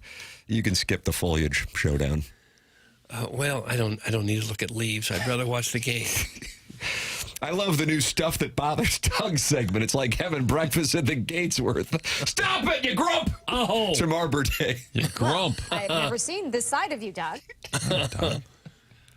I just want to sit down and hit about. I'm good with hitting like 5 buttons now to watch a game. I do not want to hit 18 buttons. I just want the game to come on. And the damnedest thing is you're working this hard to watch Mizzou play Louisiana Raging Cajuns. Right. Ahmad Hardy put on an absolute clinic. Can you explain to me why the SEC Plus network came on 20 minutes after the game started? Jackson, explain it to him. Well, Technology and stuff. yeah, it's a technology and stuff situation. It was click on the game. I want you to know it's not your fault. I think that it's important to establish that it's not your fault, Doug. Oh, Chairman feel Kurt's better. taking a shot at you in the Michelob Ultra YouTube chat. maybe it is your It's coming fault. from inside the room. I just opened it up. Somebody dragged this old into the 21st century. That's from inside the room. Wow. Sure. He's right there. It's easy when your cable or whatever you're watching it through works. He just goes. He's there. Technology and stuff. Right. By the way, Papers, your guy, Shane Beamer, says you'll know more today when the official injury report is issued. They yeah. pressed him on Tuesday about Lenora Sellers, and he said Wednesday's the day we have to officially file the papers. Okay. All right. We'll see. I mean, He'll probably just list him as probable. Can I bet that he is just going to be out there on Saturday I'll bet with you. before the pregame? Oh, and like then he won't warming up play? and then, yeah. That's where I am on this. I don't think you're allowed to be in uniform if you're not active. Okay. Believe that's a rule. Because I think... Well, my overall premise is the following. You're not going to know until the last possible minute. For sure. And by the way, I get it. Yeah. Drinkwitz said they're assuming he'll play. They're Right. planning, which you probably need to be smart and plan that way. They got that. I mean, their worst game last year was A&M when, if you recall, Marcel Reed, who just quarterbacked A&M to the win in South Bend, was supposed to be the starter. And who the hell was that guy? Connor Weigman. Thank you. Yeah. He wound up starting. Yeah. Picked him apart. Looked like Johnny Unitas. Your thoughts on Johnny Unitas and Connor Wegman? Text in 314-399-9646. Are you going to join Doug's class action suit against the ESPN app? I just may file one. Yeah, 314-399-9646. Would you like to also take a shot at Doug, just like Chairman Kurt is in the Michelob Ultra YouTube channel? You go to open up that YouTube app, type in TMA STL. The next thing you know, you're in there with Vinny Barbarino, Doggy season ticket holder, Zach Zane, and Doug's hole inspector. They're all in there talking to the TMA remote lamp there. And then you, of course, can email in for the Design, Air, Heating, and Cooling email today, the morning after, at InsideSTL.com. That is how you can participate in it. Design, Air, Heating, and Cooling. Email the day. Doug's a client. Martin's a client. I'm a client. It's Design, Air, Heating, and Cooling with the great Seth Goldcamp. Here's your forecast for Saturday in Columbia, Jackson. 82 degrees high, 62 degrees low, 35% chance of precipitation. High today, 91 degrees. We will experience a cool-off. This might be the last time we're in the 90s in 2025. This might be it. Nothing in the forecast in the 90s. That's enough in 90s. That would kind of stand to reason. All of the highs the rest of the week are in the 80s. Design, Air, Heating, and Cooling. Seth Goldcamp, DesignAirService.com. Longest running sponsor on TMA. Any issues with your HVAC system, Design, Air, Service.com. Support the sponsors. That's the name of the game. Design Air, sponsor of our email of the day and longest running sponsor on TMA. That's Seth Goldcamp and his staff. No upselling. They just get it done and move on. Design, Air, Heating, and Cooling. The program's TMA. It's presented by Brown & Crouppen on 101 ESPN and the TMA YouTube channel.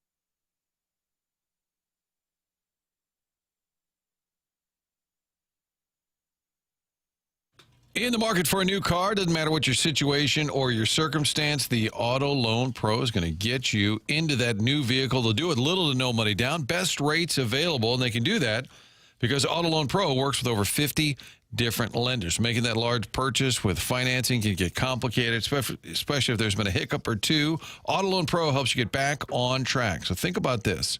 You go to autoloanpro.com, pick out the vehicle, and while you're there, you download the free playbook. It's going to help educate you, which will get you the car of your choice, as well as learning how the credit industry works. Two things in one at one website, autoloanpro.com. Our friend Robert Thomas right there on the site does the TV commercial. I think Bob will be back with us soon. Just in time for the hockey season, autoloanpro.com. The only thing you need to know when financing a car is to choose the pro. So whatever the situation is, don't worry about it. Get online. Little to no money down. Best rates possible. Anyone can sell you a car, but it takes a pro to do it right. Online at autoloanpro.com.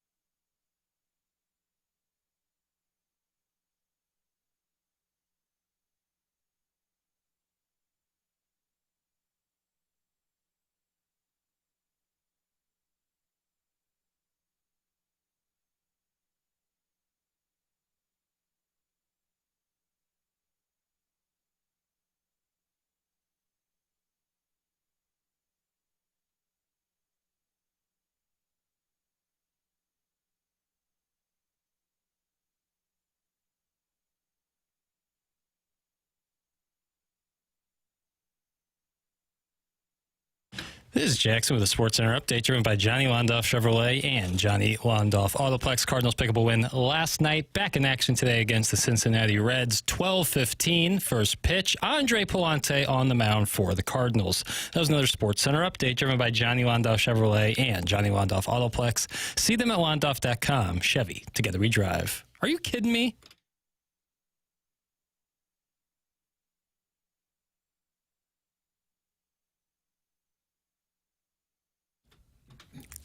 Doug, on that Yacht Rock documentary I was telling you about that was on HBO, they said this is the Mount Rushmore of Yacht Rock songs. Oh, it is? Yeah. Okay. I don't know how you determine that. Fairly subjective. Yeah, there was a bunch of music writers. Donald Fagen. Martin, you know what band he's with? Steely Dan. Nice. He really rejects the term Yacht Rock. They called him for an interview. They played the recording, and he quickly told them to F off and hung up. Why? I think the Steely Dan boys were a little banty. I think they were banty back in the 70s. Probably musically, they feel they're a little further more advanced. Yeah, and I think that probably is fair, but you don't want to be a jerk about it. But it's just putting a title over soft rock, really, is all it is. I think. Well, it's Jackson's music theme today. And he's doing, I tell you what, he's doing a bang-up job over there. Thank you. I'm liking this theme. Okay. Get you in a good headspace. I like Yacht Rock. Who doesn't? You and your boys listen to that? It depends on the setting. I like stuff like Yacht Rock, like on the golf course. Maybe if you're out. That's probably why the 7-iron's not going very far. What do you think? What should I be listening to? If you would be listening to Come On Feel the Noise by Quiet Riot, that thing's going 180 in the air. Yeah, I really got to rev myself up. Maybe Imagine Dragons. Huh. Clearing the deck at 9-3. That's correct. That's your Stiefel dossier. Got a weird thing going on with the Brewers. Doug, the Cardinals had some problems with them in Milwaukee. Probably should have had a good weekend, but it didn't wind up working out that way. And then the Brewers clinched the division. And then their social media team sent out this video as they were celebrating. Here is Brewers manager and likely National League Manager of the Year, Pat Murphy, following the win that sent them into the postseason and the celebration. I got a letter today from Uecker, and before we toast, I want to read it. Thanks, Mark. Thought it was fitting. The last time that we celebrated, Uecker was with us. Howdy, boys. Never a doubt you would get this invitation. You did it by believing. Really miss you guys, and I wish I was there. Things are good. The God Almighty picked me to be on his team up here, albeit I'm the third catcher. It's a great league. No day games after night games. No shadows. But you got all the sticky you need to have up here. Told the big guy about you guys. You play hard every night. You're not afraid to play for each other. He's obviously very interested in a group with this uncommon goodness. The fact that you have the best record in baseball, the best road record in baseball, has caught his attention. You don't really need me. I know you guys really don't need me, but I've got to tell you, I'll be on the headset every night watching. And don't forget to take it all in, enjoy it, keep it light, and believe in each other. Just a bit outside. So I don't think he's pretending that was actually a letter from Uecker. I think it was pretty clear that it was, don't you think, it's a modern day what Uecker would be saying. Well, I need to set the stage on this because I'm sure plenty of people in the audience aren't familiar with this. The only reason I was familiar with it is I was scrolling through Instagram looking for Ella Reese updates, and this popped up in my feed, and I thought, wow, Bob, because the way the Milwaukee Brewers social media team portrayed it was that Bob Uecker left a letter for the team before he had passed. And as you hear at the outset, play the beginning again, if you would, Jackie Papers. I just thought it was a great... I got a letter today from Uecker. Yeah. And, All right, so clearly it's not... Before we toast, I want to read it. Thanks, Mark. From back in the day, right? That was... Hold on. I think he says... thought it was fitting. The last time that we celebrated, Uke was with us. No, never mind. I thought he said he left it with us. But don't you think when he said, I got a letter today, it's obvious he didn't get a letter? Well, it was handed to him, if you watch the video, it was handed to him by somebody. And the way that, then certainly the reaction from a large number of people who watched it and why it got so significant amount of response was because it's like Uecker left this before he passed away. And then I'm watching it, and then at one point, Murphy cites the best record on the road, and I go, damn. Clairvoyant. Yeah. This Uecker, not only was he incredibly amusing and could tell a story deadpan with the best of them, but, yeah, he's Nostradamus. So that led to people going crazy about it, as in a good way. But then, as it turns out, Martin, as you read from the very beginning, that this was not written by Bob Uecker, and it was something that was a prop of sorts. Pat Murphy was asked about it on WTMJ in Milwaukee. I just thought it was a great tribute to Bob. You know, like he's been in the forefront of our minds. We see his image all over the stadium and in our locker room, and you know, I thought it was an opportunity to honor him and remind the players that people are watching, and connecting the players to the Brewer history, connecting the players to the city of Milwaukee, because Uke is, you know, a huge connection for us. So I think the players knew, obviously, it wasn't from Uecker, because he said, I'm up here in heaven, I'm the third catcher. Right? It was obvious.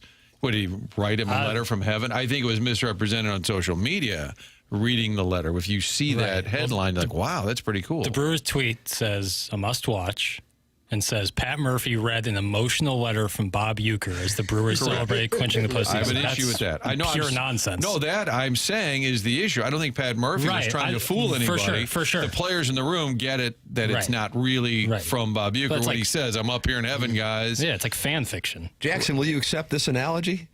It's like when a reporter or columnist writes a story or column, but then is not in charge of the headline. And the headline can frame the story with an intent that the writer may not have had. 100%. Yes. And it sounds to me like Pat Murphy, in explaining it, doesn't even realize what the backlash is. Like, he's like, hey, I was just trying to pay tribute to Uecker. And everything totally makes sense. What he did and presented to the team made sense. Nobody in that room thought, wow, Uecker wrote this before he died. Nobody thought that. I'm not mad at you. I'm saying in the room, and Pat Murphy, now in explaining it, well, Uecker meant a lot to us. That's all obvious. He doesn't even need to say that. Right. I don't think he understands that the blowback was it was misrepresented, not by him. And it's probably like, what would be the headline? Like, what would be the tweet if they were telling it totally accurate? Like, here's something an intern wrote for us in the mind of Bob Uecker. It's ethically, like, probably not great to attach someone's name to something they didn't write. Just Don't Press Push says, I disagree, Martin. They are playing this off like Uecker wrote it in heaven. He literally says the letters from Uecker. That's from Just Don't Press Push. I don't think the manager, we're different here, the manager versus the tweet and social media. For sure. I don't think he was trying to fool people in the room. Hey, guys, this came FedEx today, you know, from the big guy upstairs. I don't think that was his intention. Like a letter to Santa? Yes. I don't think that's what he intended. And then when he explained it, I don't think he understood what the backlash was. So on social media, Jackson's point is a good one. Should it have said, hey, here's a fake letter from you. Not quite the emotion. Something our promotions director cooked up. Wow, this is, I guess this ties into it. I didn't even realize this was possible. Guys, I got a letter today from Bob Gibson. And it states how badly Mo has let this organization crash and burn. Thanks. That's from I don't think it's from Gibby. Holy crap. I wonder if Dale could send that in. No. It's the same idea. It was Here's something Bob would have wrote. What? I don't think that's right. It seemed like probably a fun idea. Absolutely. Here's what Uecker would have said to everybody if he was still here. Right. And if it's presented as that, then it's totally innocent. In proper context, what Murphy did and how the players took it, laughing, ha ha, Bob's the third catcher in heaven. I mean, they were laughing like it was a Uecker line. Because it was. Well, because they knew that it was. I think you think the players thought it was from Bob Uecker? He said, here's a letter from Uecker. Right. Yes, I do think the players thought that was from Bob Uecker. Really? Yes. Even when he said, I'm up here in heaven, you think that Bob wrote that before he died? Right. I got to tell you, I agree with Jackson on Do you this. think the players thought so? I do. That was kind of like a humorous, the way they laughed. The way they laughed. That's it. That's it could have been right up until the time he said you got the best record in baseball. Yes. Yeah. If you don't say the road record thing. So by him putting that in there, he's not trying to fool anybody. Well. Yes, he wrote it in January and put that in there, and Murph's like, see, you guys, he really knows his stuff, doesn't he? No, I'm saying... If he was trying to fool people, he wouldn't put that in there. I don't think Murphy wrote it. I don't think Pat Murphy wrote it. Or who? Robin Yount? Probably Molitor. Who knows? Molly? It could have been anyone. Right. That's what I'm saying. And what a great touching moment for those guys in the room. Yeah. Now I'm going to need a poll question, Brewer players. All right, send it out, Jackson. Poll done. But this is going to be different. I need you in the Brewers clubhouse. Maybe Calvin could whip up there. Hey, real quick, Peralta, did you think it was real? Okay. Yelich, did you think I need to know, did the players You think could it was have Wilson real? text William. Wilson text one? Yeah. No, that's not a bad idea. How about the guy who calls in from Milwaukee? He might have a scoop. And Chairman Kerr was not happy to see Doug invite First a time call from Keith. Needs something from him. So for the record, Jackson, you think, and Tim Uecker, you think the players in the room thought it really was from Uecker? Yes. I do. That's where I'm. Wow. Yeah, I do. It almost sounded like he was getting emotional, too, reading the letter early on. That's how the tweet says, the emotional letter from Bob Uecker. So you think Murph is complicit? No, for all I know, Murph was handed that piece of paper and hadn't read it until that moment. For all I know. I'm not putting this on Pat Murphy. I'm not putting this on any single person. Who wrote the Uecker However, letter? I do think that, A, the tweet made it seem like it was actually written by Bob Uecker, and I think the players thought that, too. Maybe even Murphy. Did you think the ghost of Stan Musial is running through his body? And if I was a copy editor, I would have taken out the best road record thing. But then that really would have been disingenuous. For sure. But that, to me, shows that they weren't trying to fake Then why'd they you tweet out. it like that? That was the the kicker, tweet that it is wasn't different real. than the actual letter and the actual reading of the letter. Until they got to the record, I could have been convinced that he wrote this before he Same died. here. Agreed. And so when I was watching it on Sunday, I thought, God, how about this Uecker? He's, clairvoyant. And then he got into the road record. I go, what the hell's going on here? Hold on. What the hell's going on? It's just a weird bit. Hey, let's celebrate by reading this fake letter from the dead guy. It's just odd. Almost as odd as how much Martin's defending it. That's from Arbor Day, and Arbor Day now has turned his attention on Martin on the dais. That means I'm next in Arbor Day's crosshairs, and it will not be fun because this Arbor Day, Doug, he writes with a sharp tongue. But yeah, I already got it, didn't I, earlier from him? Yeah, but you didn't give him a tariff like you did to the recovering alcoholic. that's right. You reduced 10% because he's a sponsor. Yeah, it's now down to 8. I like the idea of Bob Uecker telling the Ward how good the Brewers are on the road. That's just a funny... I'm going to need this shipped out, if you wouldn't mind. But not till they clinch. And hopefully the Cards blow that big lead on Saturday on Fox after Rosenthal knocks over a cameraman. Then have them read it. Wow, he really knew exactly what was... Locked in. All right, here's what you do. When that Riley O'Brien hits a couple of guys, get it over to him stat. This is an example of why it's possibly the worst thing ever that the boomer generations discovered ChatGPT. That's from Doug's prison wallet. I don't think there's any boomers involved except Uecker. The Brewers are having a remarkable season, and now it's all been undone by a little story time. I find it interesting that it's unique to baseball that some of the announcers are some of the biggest personalities that the franchise has. You don't really see that in other sports, but certainly the Dodgers had it with Vin Scully. We had it here with Jack Buck. Mike Shannon. The Brewers have it, with Uecker. And there are a few others where some of the longtime announcers are even bigger and more popular than some of the great players that have gone through the organization. Can I give my theory? Sure. This is Jackson's theory, Doug. Before every game was on television, because most of these guys are radio announcers. these guys would call the games. They would basically be the voice of the summer. They would fill your living room up and It's the everyday fact. They would be your conduit to every single day. So, Yeah, I mean, the it's over 3 NFL is hours. every Sunday. Right. And you may love that announcer. Merrill Reese in Philly is hugely popular. There's a ton of them. But it's not the everyday soundtrack. Chairman, do we have a Milwaukee insider? No sign of Keith just yet. Okay. I heard Chairman say to a caller, "Are you going to get us in trouble?" Is that what was going on? I overheard Chairman? that. What was going on? I'll text you. Okay. Oh, wow. Doug, this is an off-air conversation. Hey, Blues Media Day is today, and Doug Armstrong is making his State of the Union address. That is coming up at 10 o'clock. Martin, as you properly assessed, I believe it was 2 years ago, he said, best case scenario, we're probably third place in the Central Division. And we were live on the air with Balloon Party, and I remember looking at papers who, was locked in because you loved the Avalanche's chances that year. Yeah, I was big on Cole Kmet. See? Cole Kmet, the Bears tight end, who also moonlights as a defenseman. He made a great catch last week. Yeah. For the Avalanche. And we'll see what he has to say because he rarely pulls punches. I'll tell you, there's a lot of optimism. I was kind of surprised by Jeremy Rutherford. I feel like there's more optimism regarding the Blues than JR kind of thought. Yeah. You guys, when JR was in, is he? He is in today at 9 o'clock. 9 o'clock. So we'll be able to... I asked Monty this on Monday. I said, kind of embracing the expectations that it seems like there's pretty high expectations for this team. He said, not from what I've read around North America, there aren't. And I said, really? He goes, well, in the summer you got time to read a lot. And he said, locally, yes, but nationally. Interesting. He feels nationally, he said, I've seen a lot of things saying we're not making the playoffs. Now, I don't know if he's using that, if that's his drink quotients to kind of get fired up.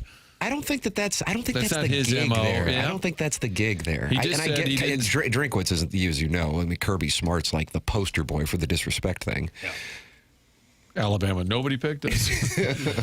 But he was saying that he read, Jim Montgomery, that a lot of people didn't think the Blues were going to be anything special. So he was saying, okay. He said, locally, I do feel it. He said, locally, I do see there is a buzz around town. So that's interesting. I guess I haven't perused all the hockey outlets that he probably has. Sure. He's probably checking out a few more hockey articles than I am. No offense to the hockey community.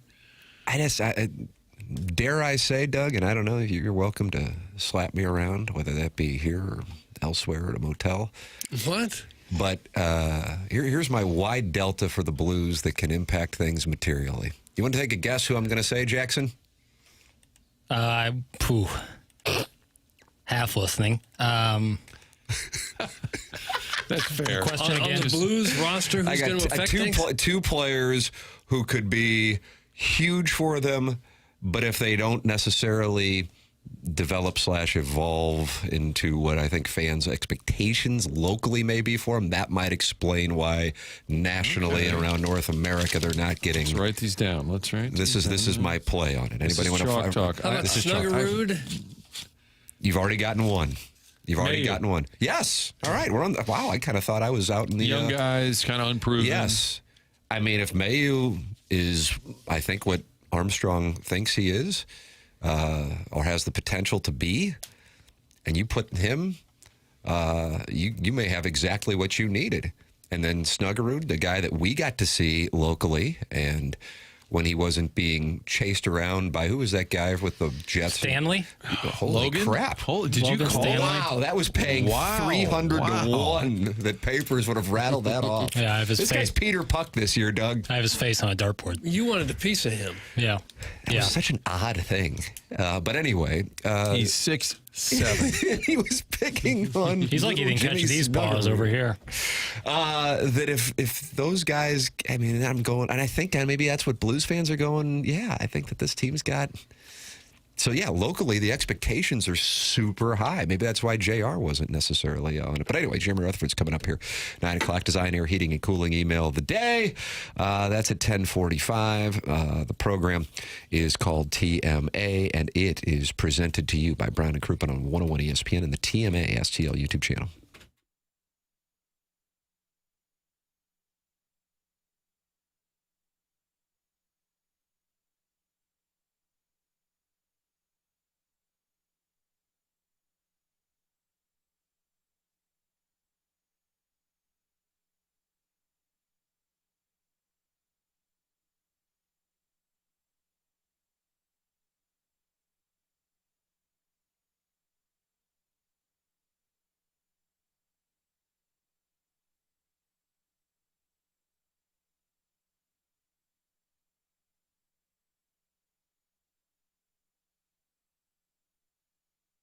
Home mortgage loans can get complicated, but Together Credit Union here for you through the entire process. As your hometown home loan provider, Together Credit Union has a home loan solution for every buyer out there. Get in on the action whether you're buying your first home, downsizing, sizing up, second mortgage. Together Credit Union has all the options. Fixed rate, adjustable rate, conventional and jumbo loans, all of it, and specialty loans, including the contributor mortgages, community contributors like teachers, firefighters, healthcare, emergency medical professionals, and more. That includes special benefits like low down payments, lower interest rates, no private mortgage insurance requirements. Together Credit Union knows that mortgage loans get complicated, going to help you through the process, and all of it in-house, all of it done here in St. Louis. The underwriting, the servicing, everything right here in town. So remember, Together Credit Union, your hometown home loan provider, especially you community contributors, teachers, firefighters, healthcare, emergency medical professionals. Keep this in mind. Find out more at togethercu.org for full rates, terms, and details. Here's to making St. Louis your home. Together Credit Union, an equal housing lender and federally insured by NCUA.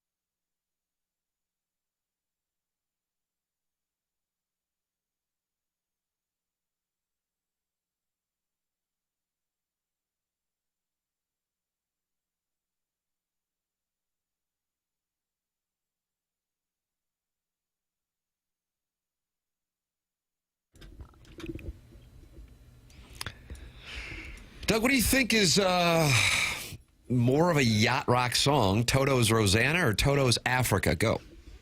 Tied for first. Yeah. I feel like Africa But they're catchy songs. It's been, 40 years? People are still playing them, listening to them all the time. I feel like Africa has gotten more popular with time. Yeah, would agree. You guys play that when you're on the golf course? It could come out. Yeah. I could see that. Who plays it? Sweet, Sweet Guy, probably? He doesn't play much golf. If they're still playing your songs and liking them 40-some-odd years after you came out, then you did something good, right? Mm-hmm. I couldn't agree more. Was Still Rodney playing TMA Dangerfield all at day. the beginning of music on the golf course? Did he set that trend? That's a good question. Put it in Clearing the Deck, please, if you have a chance. Add it to Clearing the Deck, Jackson. Okay. We'll get to that in 9-4. 9-4. Which is off air. It's TMA 101 ESPN. Tim McKernan, Doug Vaughn, Martin Kilcoyne with you on the program. Jackson here on the ones and twos, and his music theme for September 17th, 2025 on TMA is Yacht Rock. And I think he's done a really nice job so far on the program. Jackson, one of your favorite college football coaches is Dabo Swinney. Is he your Mount Rushmore, George Washington on least favorite coaches? No. Brian Kelly? No. Shane Beamer. Shane Beamer. Wow, you're gonna be all drunk there at Pro Field Saturday night yelling at Shane Beamer. No, I'll behave myself. I'll try. Well, Dabo, I know, is on the Mount Rushmore, though, right? For sure. And Doug, he was loaded for bear yesterday as he addressed the media in Clemson, South Carolina. They're not happy with the 1-2 start that included one win over Troy, which they were down 16-0 in before a weather delay, and they came out and were able to come back and win. But they've lost at home to LSU, and they lost at Georgia Tech this past Saturday. They're not happy in Clemson, and Dabo's not happy that they're not happy. Clemson's tired of winning. They can send me on my way, but I'm going to go somewhere else and coach. I ain't going to the beach. Hell, I'm 55. I got a long way to go. Y'all going to have to deal with me for a while. Be careful what you ask for, Clemson fans and administration, because we know for certain that it's much harder to replace somebody and try to go in a new direction. So you better give him time to figure it out. And I just think Dabo, with the type of dude he is, he's got a higher calling and conviction. He ain't feeling pressure with this. He's trying to change lives, and he's still doing that regardless of record. And I think that's what sometimes fan bases get frustrated by. And there's occasionally parts of a fan base, maybe in Clemson's, that thinks change is always the answer. And change is not always the answer. I mean, it's not even close to being the answer sometimes. Well, even though they lost 2 of 3, they played LSU very tough. They lost 17-10 to LSU. Georgia Tech got them by a field goal, so they're only a couple of possessions away from being 3-0, too. But they had so much expectations coming into this year. They were reloaded. They were my national championship pick. They had high, lofty expectations, and they've lost at home to an LSU team that might turn out to be real good, but they only won by 10 over a Florida team that threw 5 picks in that game. And like Tim said, we're kind of getting worked over by Troy. And then Georgia Tech actually might make a little run for the ACC, but it's not great. Well, no, it's not great, but it's not that far away either from being 3-0. Yeah, you're not horseshoes and hand grenades. You're not going to get rid of a coach that's done for Clemson what Dabo Swinney has done. No, I agree. Just because of 100% agree. Close losses here. Agreed. His Clemson record is 181-49. Yeah, he's done way too well to be run out of town by any means. But I bet that seat's a little warmer. Pretty easy schedule the rest of the way, too. Yeah, they'll get right, but... Is anybody interested in a bit of a long shot play? Jackson, this is probably going to surprise you. Clemson to make the college football playoff? No. National champion? Nope. That dainty little Southern debutante who grinds on recruits, even though he's from South Boston, they're not going to the playoff. I wouldn't touch that. I agree. Oh, wow. Yeah, I thought that would be considered Colin Cowherdian Takesmith. No, I mean, that Florida game told me a lot. You're at home, Death Valley. Florida is reeling. I mean, reeling. DJ Lagway can't throw it to the right team. 5 interceptions. And you only win by 10. I mean, only win by 10 points. Well, you're spoiled. You're spoiled. Nice. We won the game. We just won the game, and you ask about the offense. They still got to go to Oxford. They host South Carolina. That might be benign by the time that rolls around. Or Lenoris gets right this weekend. Jackson, hell, I don't know. They got to go see our friend Diego Pavia in Nashville. They host A&M. They go to Alabama, and they host Arkansas, and they wrap things up at Boomer Sooner. Yeah, it's a tough schedule. Godspeed. It's a tough schedule. Godspeed with no offense. Blake Baker, former Missouri defensive coordinator, is down there, though, working magic. Rock solid defense. And they have things working out in Champaign, Illinois. Huge game this weekend. If they are going to go to the playoff, they most likely have to win this game. As I said earlier in the program, their chances of going to the college football playoff go from 15% to 3% if they are to lose this game. And that is Illinois at Indiana, ILL, 5.5-point underdog, 6:30 p.m. kickoff on NBC and Peacock. Here's what the Big Ten Network is calling a mock college football playoff game. I want to say it again. I want to say it again. If you're at home sitting on your couch watching this show, stand up. This is Illinois against Indiana. Yes, Illinois against Indiana as effectively a play-in, a mock playoff game. These are two programs, two coaches in Cignetti and Bielema that have built these programs the right way. I think these are two truly complete football teams. Both had successful seasons last year. Both returned of a ton of experience, and both have added key players in the transfer portal to really fill out their rosters. This is a heavyweight clash. What I'm looking for in this game, and this is just going to be a classic Big Ten matchup, it's the ability to run the ball. Indiana has been running all through whoever stands in their way. Bigger test against Illinois. And then with Illinois, I think the one question mark I have is their offensive line. Yeah. Duke was able to get pressure on Altmaier. He adjusted. But, you know, especially to take some pressure off your quarterback, can Illinois run the football, especially on the road? It's going to be a fun matchup, though. I don't really know what built their program. I mean, Bielema's in his 5th year. Cignetti's in his 2nd and came in, had immediate success. Bielema sort of built it up. I'm not sure that's a comp, is what I'm saying. That was Jake Butt. Excuse me? That was the Don't name. ever use that kind of language here. Sounds like a text inbox. But I really like what I like about Jake Butt is his Twitter @ is JBooty88. How's he spell that last name? B-U-T-T. Oh, gosh. He's a Michigan guy. Yes. I think he's a big Harbaugh guy. Yes. He's done some stuff with Harbaugh. He does color commentary for And Cignetti, to his credit, came in and had success immediately. Yeah. Bielema kind of built this thing. And has been at other marquee programs, or more marquee. I did hear Bielema say that he and Siggs are buddies. He said, I've really gotten to know him. I like him. We hang out at the Big Ten Bielema meetings. seems like a really likable sort. Yeah. Mm-hmm. He does. Yeah, I agree with that. I like it when the teams that have historically been weak are now, relevant, good teams, like Vanderbilt. Mm-hmm. And Iowa State is a good team now. Northwestern even had a couple of years. I mean, they were, for years and years, they were just a doormat. And then they had a few years where they're pretty good. Thanks, Steve Schnur. Don't you want Vandy to win every game except Mizzou? Kind of, yeah. Kind of fun. Yeah, What are those smart Indiana's kids? What are another- those smart kids going to do in life, huh? Those Vandy kids. Well, I don't know that those are the doctors and the lawyers playing football for them, but the idea is there. And Indiana's Diego been Pavia is going to horrible use that as bulletin board material. Yeah. I've got a letter here from Bob Uecker that says Vandy's going to win it all. Well, Doug, you'd be delighted by Bill Connolly of ESPN's current SP Plus rankings if based solely on what teams have done so far in 2025. I said it earlier in the program. This is now a comprehension test. Who does Bill Connolly have as the #1 team in the country if based solely on 2025? And this is using a metric. This is not his opinion. You said Texas Tech. That is correct. Okay. Texas Tech. You want to try and get 2 in a row? Oh, gosh. Oh, God. It's like, who wants to be a millionaire? Do you want to risk it? I mean, you've only won $100, but now you'd win $10,000 if you get this right. I mean, you might as well. Okay.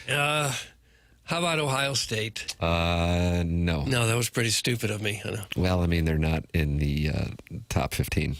Ohio State didn't make the top 15. I have no idea how that's possible, by the way. Okay. Okay, the guy who has Texas Tech as his #1, so, Doug, you really have to think outside. Okay, how about Vanderbilt?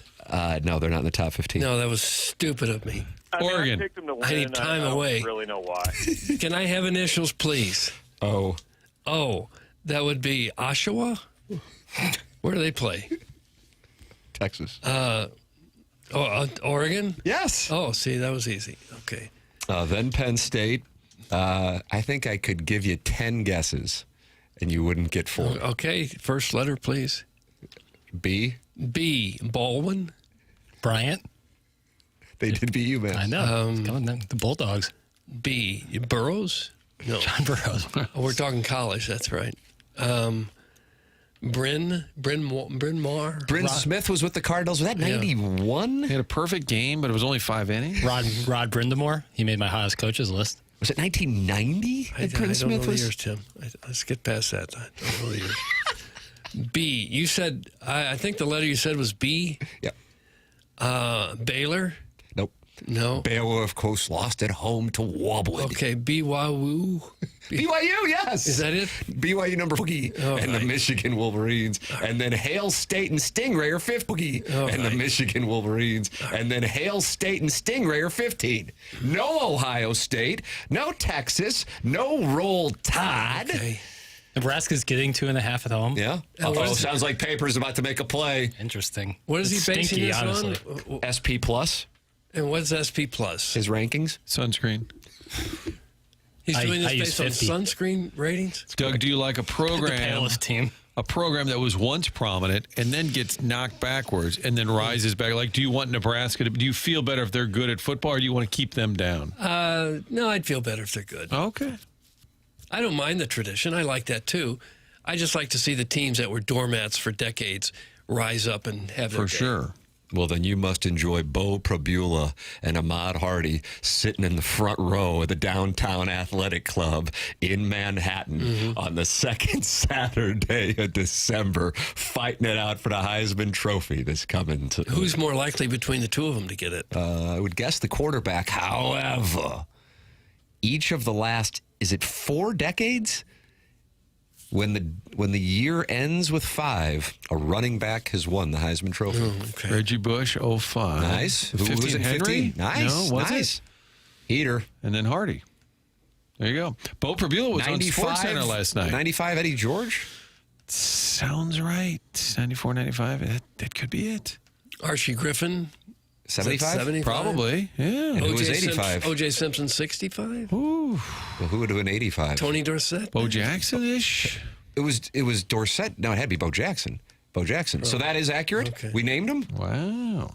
God, I didn't know we knew stuff. We made it up, and then we gave ourselves credit for getting it right. Beau Pribula was on SportsCenter last night. How about on that? ESPN. Papers, you got the that? campaign has begun. I thought you had Beau Pribula. I apologize. I do. It is his press conference. Got it.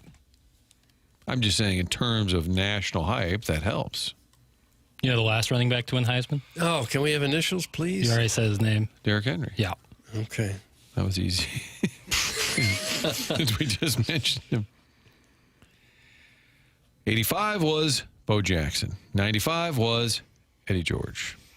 Guys, check out Gamecock Will's most recent tweet. Doug, have you seen Gamecock Will's Yeah, it's the first thing I do when I wake up on a Wednesday morning. What's Gamecock Will got to say? I don't know. I don't know who he is. Well, why should I check it out then? Now I got to go find him? Check out Gamecock Will 69's last tweet. Anybody I who don't like uses to be that. told what to do. Boy, going back to 1955, this thing is right with the running back. Yeah. 55? Howard Cassidy, of course, from Ohio State. Hop along, Cassidy, to you and me. Yeah. 65? 65? Was that Orenthal? How about John David Crow? No, but there was another USC halfback, Tim. USC.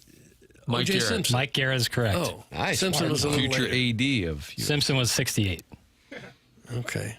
And then you were cranking them out. Who'd you say? Who am I supposed to check out? Gamecock 5? Who? I'm looking at the tweet. He's got me looking for the tweet. Gamecock 5. Does he have Is that what information you about said? Lenoris? Gamecock Will 69. Gamecock yeah. Will. Do we have Lenoris? Martin Doug is all over. Okay. Is this that's just a burner? General I Will. think I found it. What do we got? It's got one of those little siren emojis, and it says, "Shocking new video shows entire Missouri football team led by Eli Drinkwitz partaking in the puppy walk. This cannot be a good look." And it's a bunch of guys walking through the streets with puppy dog masks on. But this is just a South Carolina burner. Like a Gamecock nationalist. Gamecock nationalist? It's yeah. When I look at Gamecock Will, the last tweet was in 2010. No, That's a pin. No. You got to scroll a little his bit. banner, his Twitter banner is the 12 disciples of the Last Supper, and it's Shane Beamer as Jesus Christ. Okay, here he is. Doug, sometimes the college football He's fans get a forklift little... certified, too. Now I got to. Oh, this is general. I'm done looking up tweets. I'm finished. What was his name? Will? Gamecock Will, and then because he's legitimate, it's Gamecock Will, not just Gamecock Will 69. Okay. Does he have an SP Why would plus that ranking? stop the show? We just quit what we were talking about to go look up a random tweet that I can't find. George Rogers won the Heisman. Was that 80? South Carolina. Yeah. What about in years ending in 0? Are those running backs? So in 80, we have a running back. In 1990, no. You guys know who won in 1990? I do. Initials, please. No, hold on. Is that a school that we've mentioned before? Oh, well, that could be almost every school. Yeah, but they were high up Bryant? in the SP ranking. it was not BYU. Bryant. Yes, it was BYU. It was not Mark Detmer, but Mark Wilson. Ty Detmer. Ty Detmer. That He was hanging out at the Sigma Chi house in Columbia one night, vomiting in one of our stalls. Why was he doing that? I don't know. I guess he was just having some libations. Yeah. And then he was in camp with Brett Favre and Mark Brunell and Kurt Warner. Take Doug's phone and computer away. We need a technology intervention. That's from Steven time. I think we do. Doug, it's not a tweet. That's from Eric in the Central West End. What do you mean it's not a tweet? He's like really like gets all up in arms when you call it Twitter. Daddy Elon. But even when you post something on, Call him Daddy Elon? I don't. When you post something on X, you're still tweeting, right? I guess now it's posting. Well, I don't care for that. Check your text messages, Doug. Don't tell me what to check, please. This General Will video claiming Mizzou's in a puppy walk, which I'm not even really sure what this is. 376,000 views. It just went up. I think the TMA audience is all over this. Yeah, I guess that's following General Will. All the paisans are going to be jumping with joy. That doesn't look like Columbia, Missouri, though, does it? I was picking up like European vibes. Yeah, me too. I'm not buying what's some burner Twitter account. And even who cares? Why did this take over the show? You're the one pursuing it. Yeah, you looked It's it a up fake video. on the site formerly known as Twitter. That's not Columbia. There's no leaves on the trees.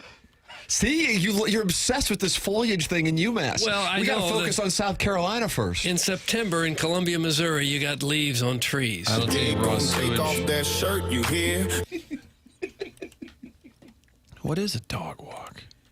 Get Gamecock Will or the person in Peru who runs this bot account on the show this week to preview the game. That's from Alan Dadeville, and he is frustrated with the coverage. But he's locked in on Georgia, heading to Tuscaloosa. Okay. Jeremy Rutherford is going to join us coming up. The program is called TMA. It airs on 101 ESPN.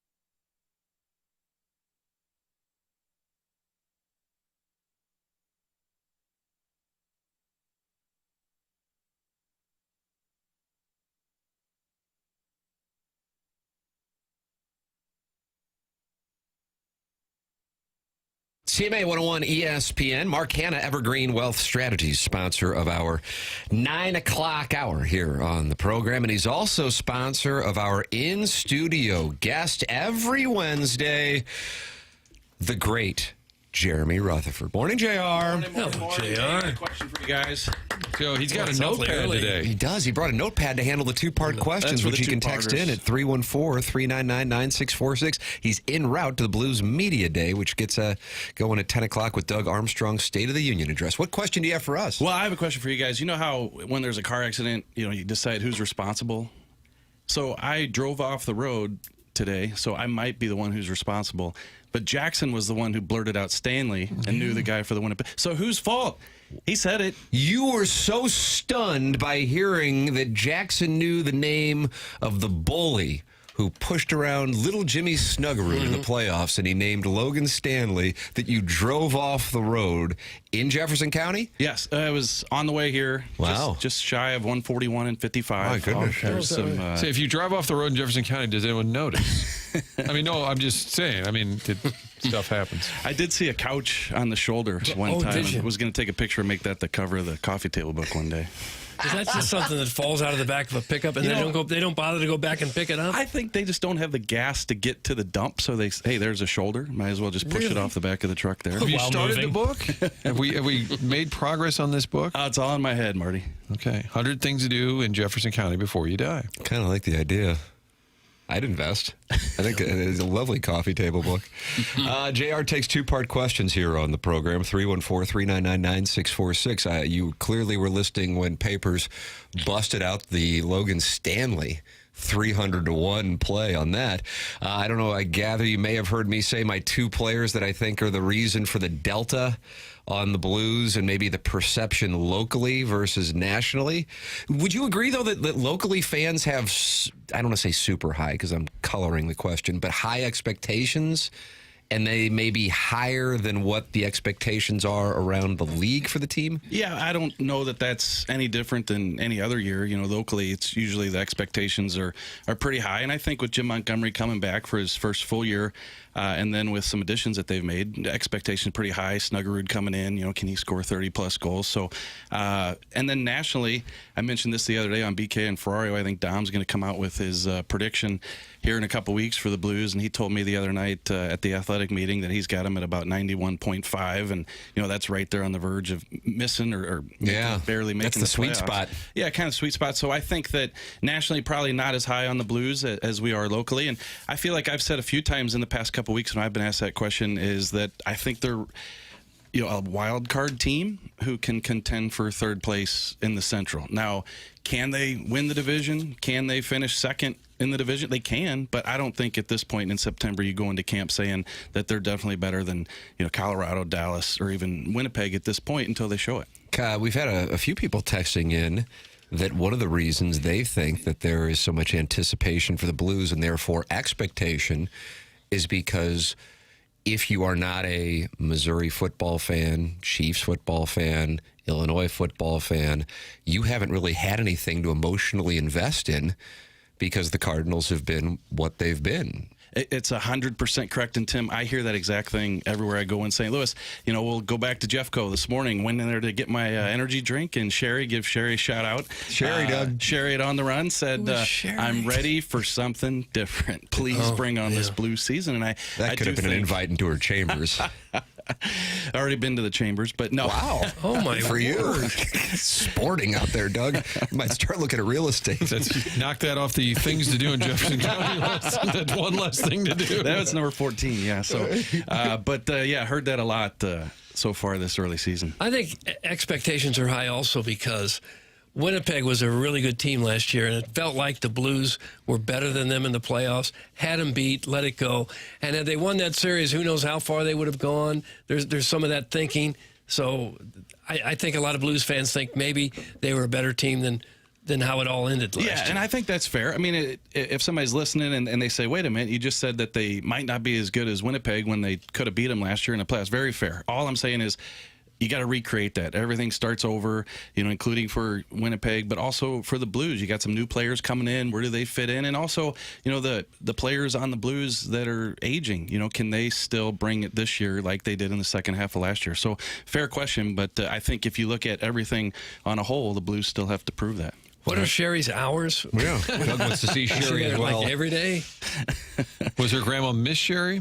Oh, yeah, that cafeteria. Yeah, get like tapioca and stuff. Yeah, delicious tapioca. The one over there by Ted Drew's, right? There it was, and now it's a bread company. I grew up with my grandparents, and they came into some money in their later years, inherited some money from a sister that passed, and I think they went to Miss Sherry's about 3 times a day. Oh, really? After that happened, so I'd tag along. That's where money people in South City go. All right, lots of questions coming in, JR. Boy, the people respond when you come in. I got my notepad here. Here we go. Let's see. Zezel. Yeah, there's some Peter Zezel resets. Let's see. JR, first, how important is a strong season from Oscar Sundquist to the success of the team this year? Second, any truth to the rumor that Dalibor Dvorsky purchased a palatial split-level ranch home in Overland just behind the Woofie's hot dog stand?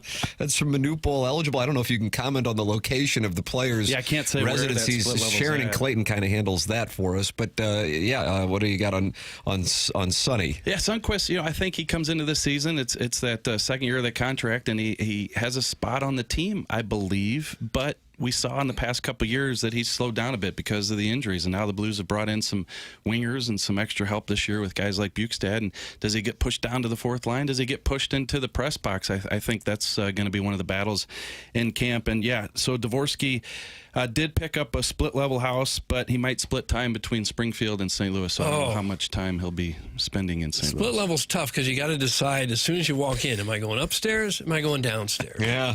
And that's a you tough don't want to be decision. faced with that decision. No, I don't. I grew up in a split-level house, too. Was always confused. Were you in Overland? No, Kirkwood. Still confused. I was conceived on that couch on the side of the road in Jefferson County. That's Professor Roy Hinckley. Well, that thing's been there for a while, I guess. Let's see what we got. Hi, JR. What guest would you like the most to be on the Last Minute Blues podcast? That's a good question. Yeah. And if a hot old guy can't work streaming services, is it okay to show up to his house shirtless to help him? That's from the Crestwood Coyote. And Doug, I think that might be a reference to your issues with watching the Missouri-Louisiana game. Right. We're actually debating trying to get up some guests for the upcoming season. Yeah, and, Jackman come in. Jackman Steve and Ott Vitale was released in. today. Vitale, yeah. Friend of the show, right? Oh, you better believe it. Joey Vitale, he was great. Guys, you got to listen to the pod today. So, typical. Did you keep him on track? We did not. Yeah. Fortunately, I guess you can't say, right? So, about halfway through the pod, Tim, there's no kidding. We're talking Blues. We're talking leadership. We're talking his career. We're talking all kinds of stuff. And he says, guys. Is that a good impression? That is pretty good. Marty, do you approve? I approve. Guys. Have you pantsed your wife before? No, what? Now I gotta make sure I watch this. And so we say, you're talking about like in the house, like you just catch her off guard? No, like out in public, like there's a tree behind the like. Have you ever done that? Oh, look at this Vitale. He's out of control. So then streaming service. Yeah, Did you guys answer the question? We answered that off air, Marty. Okay. But the streaming, no, you cannot show. You got to have a shirt on, right, Doug? No, if you're going to help me with find the game, I would have invited anyone to come over and take over the remote, see what they could do with it. JR, what are we going to do with Texier and Joseph? That's from Harrison's brother, Master, who also says, yes, the expectations are high locally. Nationally, they're lower because nationally they don't like Dvorsky much, and that's concerning. I think with Texier and Joseph, we're just going to have to. We saw what they can do. I think we know who they are. It's just a matter of where they fit in and how other guys look in camp. And I think, you talk about Milan Lucic. He's coming in on a PTO. Like, can he come in and show more than a Texier and a Joseph? And then maybe there's not a spot on this team for those two guys. They are under contract, and they weren't bought out. They weren't obviously traded. So can a move be made with them once you get to camp and you see what you got in these guys? And with Dvorsky, I wrote this a couple weeks ago. I'm still going to be bullish on Dvorsky. I think he's got the skills to be a really good player. the national people will look at the skating and the pace of play and say that he's got a long ways to go. But he looked bulkier the other day. He looked quicker. Tim Taylor, Blues assistant GM, said as well. I think he's going to be a good player. I just don't know if he's going to start the season here. Morning, quick question for your guest. What do you say to the people who say not wearing a helmet is why McTavish was such a popular guy in the showers? In the showers? And mind if my husband joins us next time? Thanks. That's from Sherry, the Shapely Roadside Surge Soda Cellar in Jefferson County. So if you could see my notebook right now, it says number 1, not wearing a helmet. Number 2, husband joins us. I got penciled over here. No, just so I can't forget. I think McTavish was a good-looking fellow, even if he would have wore a helmet. So cut that off. I think he would have been fine. Odd question. And husband But the joined guy us. certainly did stand out when he didn't wear a helmet. I mean, the game had more personality when they weren't wearing That's helmets, Jackson's for helmet sure. theory. And then It did. McTavish was the one who took the mascot's tongue and pulled it off later yeah, when he was the that's coach. right. Yeah. Is that with the Flames, I think? JR, can the Blues take a run at Connor McDavid if he's getting tired of playing in Diet America up north? Doug, is that what it's called now? Diet America? What does that mean? Canada. Like It's America Light? Yeah, America Light. Number 2, will the Blues be having a Taylor Sheridan promo night this season? Fans get a sleeveless plaid shirt and trucker hat with a Yellowstone logo. May draw in all the Jeffco phony cowboys in the building from their, quote, ranches that are just burnt patches of grass and worm farms without any cattle. Doug, Worm that's farms? Such a specific question. Is that Buck Swope? He's got to send something. That was in with Carlos Spicy Oh, there. He's yeah. also going to the Hall of Fame. Can we answer number 2 first? Sure. I think these people have enough of those types of shirts and hats that they don't need the Blues to give them that another could be. one, right? Sure. So I think there's your answer there. And McDavid, which sure would be fun to see him play in St. Louis, but if he's leaving, Diet America? Diet America. Yeah, I don't know if he wants to come to. If you had to bet, is he playing in Edmonton in 2 years? You know what? You want to say yes because he's that generational player who's going to go make his home there and eventually win with the Oilers. But I just have this feeling that because it's taking this long to get the contract kind of done and finalized, and it sounds like they're not even to second base, right? Third base. So I feel like he's going to move. I feel like he's going to be on the go. Where do you think would be if you had to put the most likely Yeah, it's landing tough. spot? Yeah, I haven't even thought about that, but on the fly, Chicago's going to be a team that's got cap room and up and coming and things like that. I mean, he's going to be able to write his ticket, right? So I think we've put out some destinations at the Athletic, and I'm guilty. I didn't read the story. That would be tough for that Edmonton fan base to lose McDavid and Gretzky, both 2 generational superstars. Yeah, it really would. And shoot, they hit the number 1 pick in the draft several years in a row, and obviously that was the biggest one. And then coming so close to winning a Stanley Cup, couple years, you go to a Game 7 and don't get it done. So, I mean, that would be devastating. That just set you back a decade. Hey, JR, Snuggie is 16-1 to win the Calder. Thoughts? And also, do the Blues still have that audio postcard guy who flies the Mercantile Bank blimp in between periods, dropping coupons to the Wentzvilles in the 300 level? That's from Al in Dadeville. I was writing as fast as I could, but I missed. Snuggerud 16-1 to win the Calder. Yeah. And then do the Blues still have that audio postcard guy who flies the Mercantile Bank blimp in between periods, dropping coupons to the Wentzvilles in the 300 level? Look, that's Alan Dadeville, who loves the Georgia Bulldogs. Snuggerud on the Calder. I think it's going to go to the Montreal player, Demidov. I think he showed it last year, and he's going to come back, and he's the hands-on favorite to win it this year. Snuggerud, though, I think he's going to be in the mix. What do you guys think on Snuggie on goal total? Marty, you talked to him the other day? Snuggie goal total. I'm going to go, if I put the over-under at 20.5. Oh, boy, that's the sweet spot again. These sweet spots. I'm going to go under. 19. All right, I'll go over playing with Robert Thomas most of the year. I was going to go over on that one, too. Yeah. You go 24.5, and then I put to the test. That'd be the number I'd set. But there are people in the upper deck who aren't from Wentzville. Doug's on the second question. Yeah. JR, any Blues coaches ever written a letter posing as a dead baseball announcer and read it to the team following a playoff clinching win? That's from Brian Henshin, who's covering perhaps the best team in the NFL, Doug, the Indianapolis Colts and the Doo-Doo Man. Okay. That was the most bizarre segment I've ever heard. Listening You to heard you the guys Uecker, Pat Murphy and I was thing? with you guys because I'm sitting there going, okay, I think Ueck did write this before he passed away, and then we get to the road record. Son of a gun, come on. So The writer blew it there. yeah, I am Got us not going. familiar with Dan Kelly or anybody leaving a letter behind or the Blues faking a letter after they passed away. Let's see what wow, the Wentzville people are not happy with Alan Dadeville. I wouldn't Holy think crap. so. No. My God, there's a lot of Wentzvilles responding to Alan Dadeville. Suck it, Al. I just saw a headline. Yeah, they are not happy. Well, if you're from Wentzville and you have a lower bowl ticket, like screenshot and send us in. Prove that there's Wentzville people in the lower bowl. Oh, my God. Boy, there are a lot of texts for JR. JR, will they have to pump Ritalin into the whole building, or can they isolate it to the broadcast booth? Also, as a Jeffco, do you listen to Yacht Rock all the time, or just when you're feeling frisky? That's from Arbor Day. I listen to 101 ESPN. I have the app, and I've told Mike Ryder this several times a day. I get a little buzz alert that says I'm now eligible to win a prize for listening so much. Yeah. Really? What sort of prize? You know, I got to ask Ryder that. I don't know. Okay. Concert tickets left and right is what I can tell you.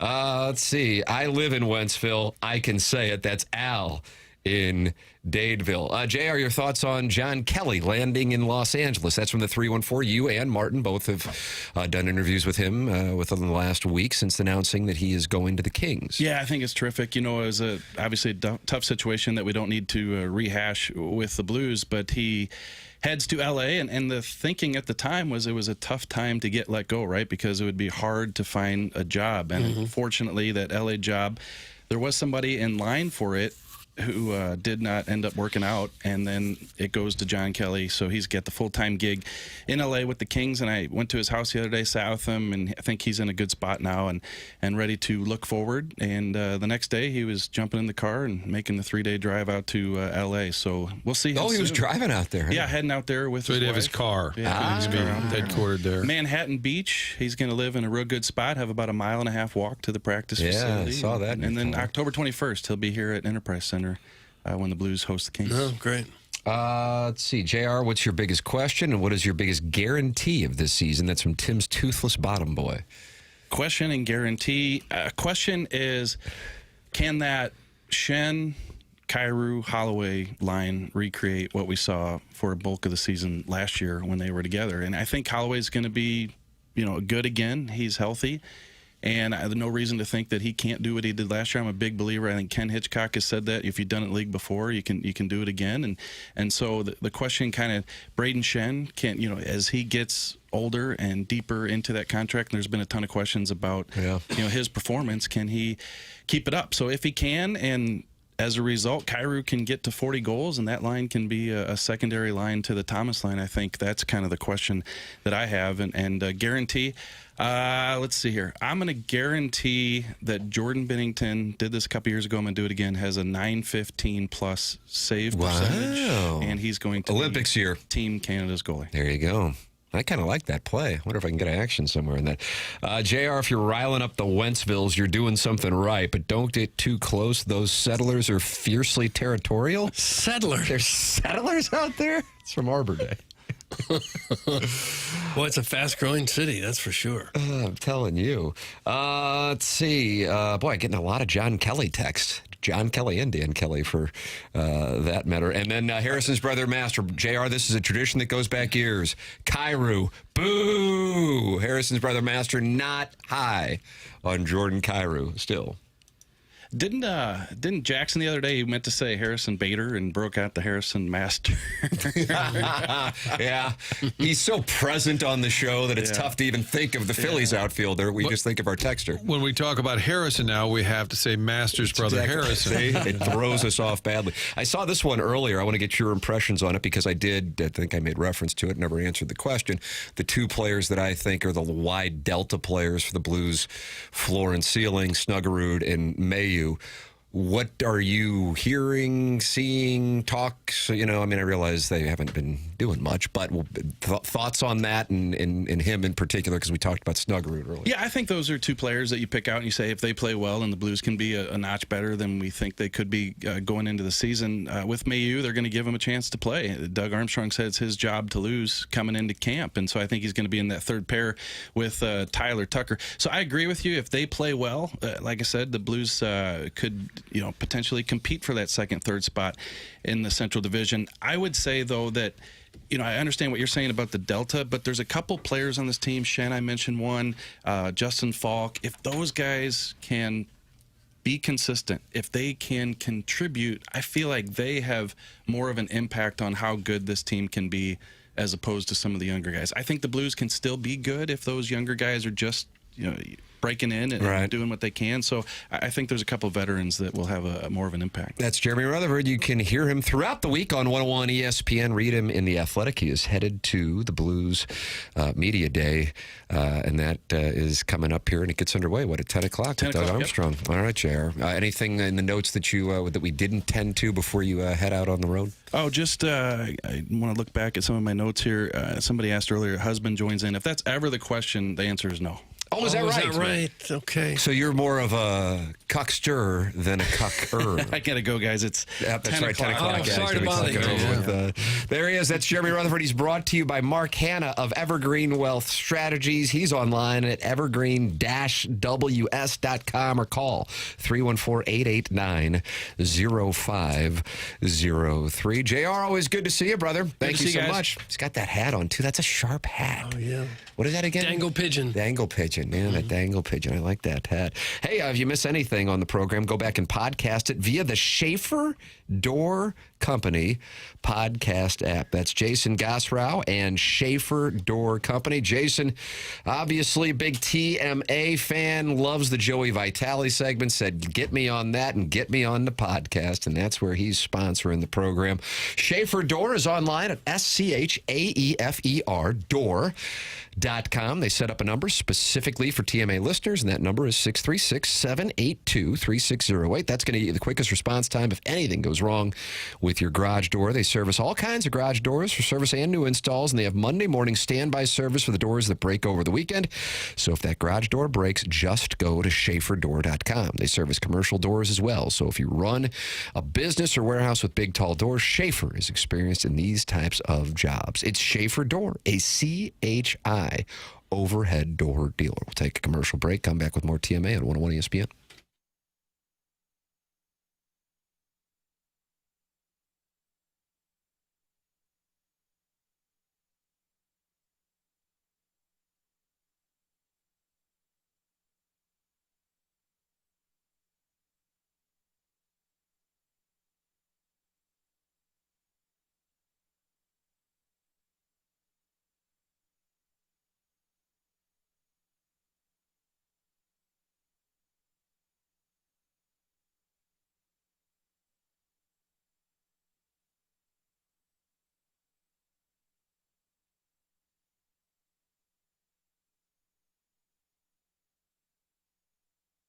Schnucks has everything you need. You can head into the wine department, great selection. Go over to the butcher shop, talk to them about some ideas for the grill this weekend. Over at the bakery department, get a little cookie cake, maybe for Jackson's birthday next year, cookie cake, and they'll design it right there, put his name on it, spell it correct, all of that. Everything you need, one spot. That's at Schnucks. And when you're grabbing your groceries, you'll save some money. They've knocked down the prices, and they made sure these prices would stay marked down. They did it on over 2,300 items. That was a while ago. They continue to add on to that.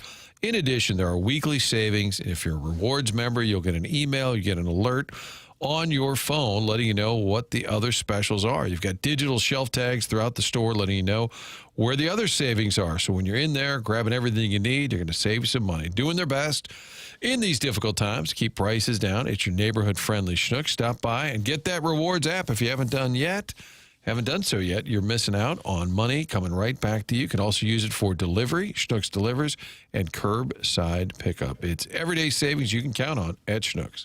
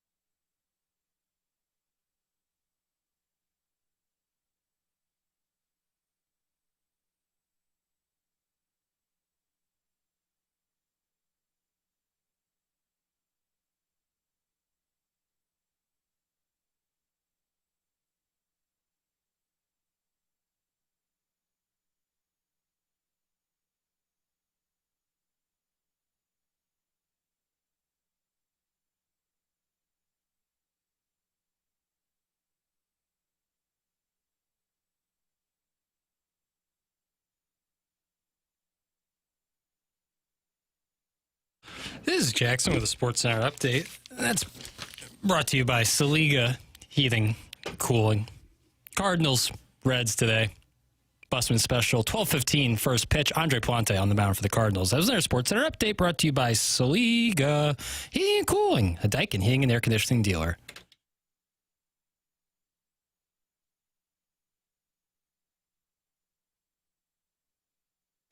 Doug, what just happened on that Sports Center update? It was kind of a rat-a-tat-tat style delivery. What style was that? Wasn't my best work. Wasn't my best work. I was kind of buffering live. The program's called The Morning After, and it airs on 101 ESPN. It's presented to you by Brown and Crouppen. Tim McKernan, Doug Vaughn, Martin Kilcoyne with you. JR, Jeremy Rutherford in studio, just in the previous segment. And you can always go back and podcast, watch it on YouTube at the TMA STL channel on YouTube. We got the Design Air Heating and Cooling email of the day. That is coming your way here at approximately 10:45. Martin, you want to make sure that we get Jackson's Clearing the Deck segment in? I know we're a little behind, and I was concerned. That is the brand. Clearing the Deck. Do people like the Imagine Dragons? Feel free to text that in. Let us know. We'll do a quick audit here. Jackson, you brought this up because... Yeah, why? We were talking about One Republic yesterday, and I felt like they're similar. But I'm not like saying like one's better than the other. I just felt like they were kind of similar. Kind of make kind of cinematic rock pop. Cinematic rock pop. Did you make that up? Yeah. Is that a genre? Cinematic rock pop. Like Coldplay, I think, would be like the best version of that, or at least the most mainstream, biggest version of that. I just don't know where people are at with Imagine Dragons. Do they think that they're like kind of gimmicky? I don't know.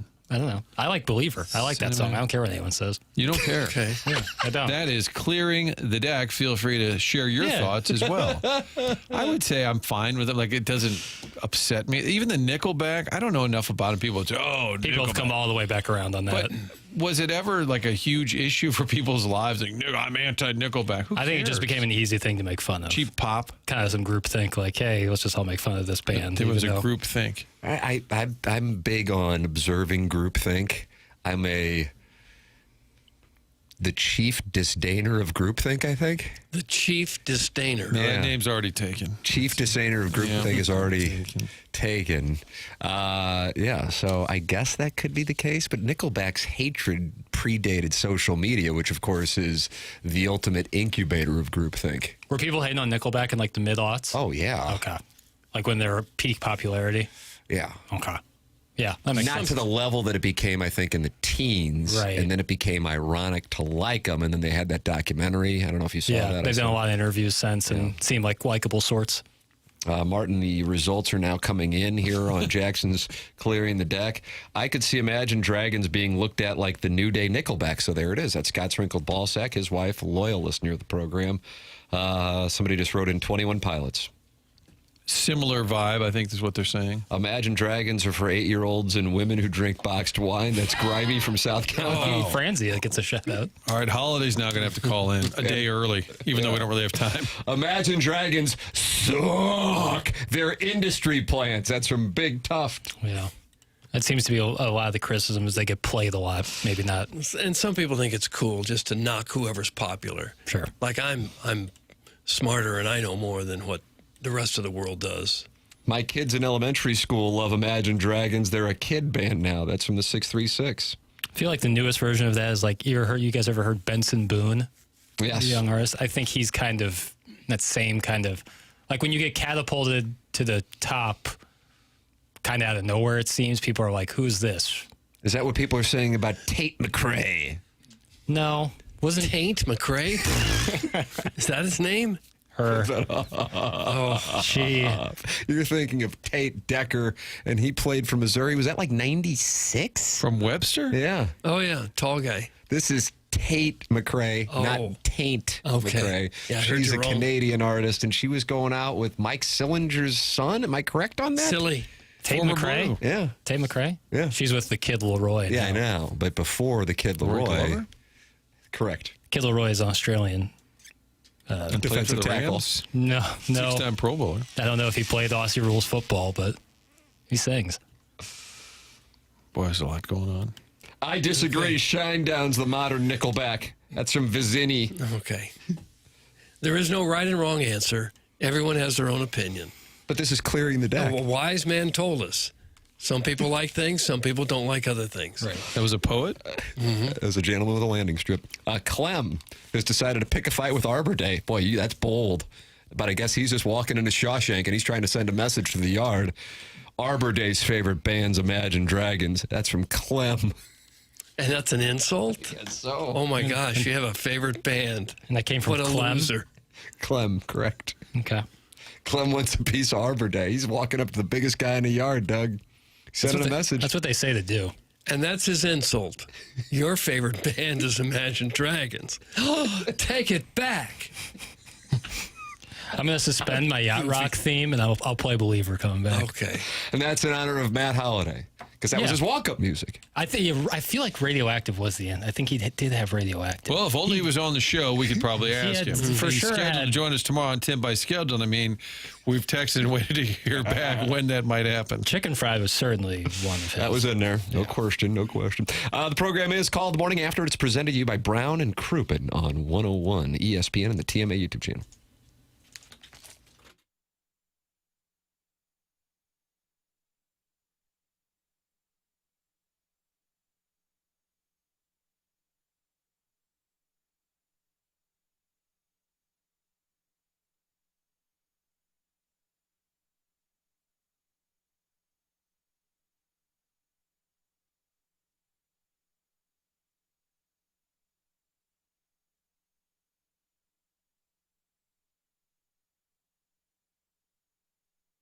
Hey, this is Tim McKernan for Universal Windows Direct. You can call them at 314-334-2522 for your free in-home estimate today, and check out what they have going on for September. It is the following. This September, buy 2 windows, get 2 free, plus get $500 off your entire home improvement project, all with 0% financing for 3 years. Don't wait.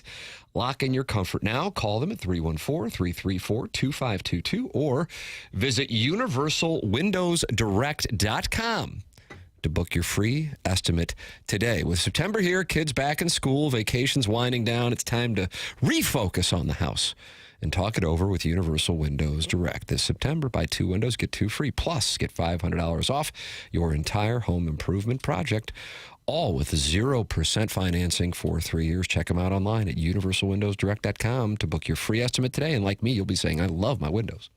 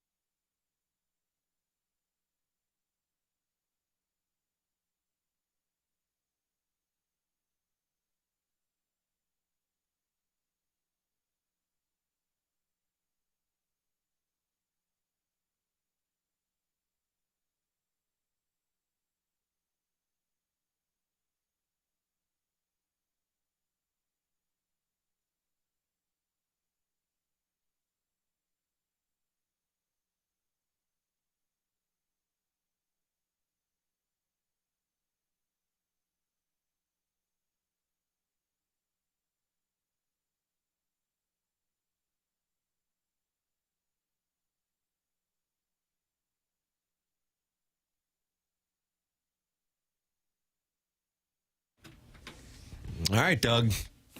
And this is what Clem says is Arbor Day's favorite band.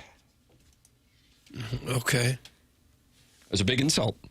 You hear this often. I'd be curious what this sounds like live. Is he like just screaming? It probably sounds about like this. I would imagine there's some big drums and somebody going back and forth on the drums. What do you think about that, Doug? My percussion suspicion. All right. Guys, I heard you say my name, but I didn't text in. Leave me alone, please. That's from Tate McRae. I thought it might be from Sherry. Serving up the sodas at the convenience store. Yeah. Asked JR if he wanted something new in his life. 100% Clem has strutted into a DSW and proudly uttered, "Show me something in Velcro." That's from Arbor Day.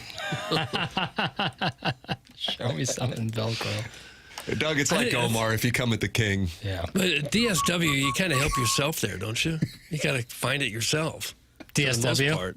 Yeah. I don't go as often as I want. Well, you should. And you strut in there when you go. And you ask for Velcro? Mm-hmm. That's kind of the Velcro strap. That's kind of a lost start. Velcro? Velcro over 8 years old and under 80 doesn't seem like it's popular. Over 8, under 8. I agree with that. Yeah. If you're 7. But if you're putting on hockey equipment, they do it with Velcro. I'm not saying eliminate Velcro from your life entirely, but if your shoe's tightening mechanism is strictly Velcro, under 8, over 80. Doug, did you have Sansa pants? I didn't really. They were big with Jay Randolph. Oh, yeah, that's exactly what I pictured. Indeed, indeed. They are down on Chapel Roan in the Michelob Ultra YouTube chat. What'd she do? They like her music? Doug Chapel Roan. They ever heard Red Wine Supernova? I know who that is. Pretty outstanding. What about Champagne Supernova? The song it was inspired by. Think about that. We made the observation yesterday via the New York Post that Molly Qerim is off of ESPN after announcing that she was going to finish out her contract and then leave in December. ESPN management, I gather, said that isn't the way that it's going to work out. You're gone. Stephen A. Smith was borderline emotional at the start of First Take yesterday, Doug, announcing that Molly was no longer on the program. Okay. Then he does a podcast afterwards. He does his own QFTA. Yeah. I don't know if he begs for erotic stories or not. He gets tweets of people asking him to rank Pokemon characters, and he'll do it. And then he wasn't talking. He didn't name Molly, but it sounded like he might have been talking about the situation. Is that the audio that you have pulled? I think he says her name. Oh, okay. I'm pretty sure. I saw this on TikTok. Okay. And I didn't hear him name her name at the time, but maybe I saw an abbreviated, edited clip. All right, here is Papers. Last night, she abruptly resigned as the host of the show.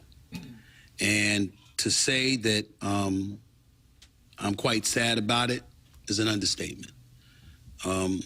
Molly is a friend.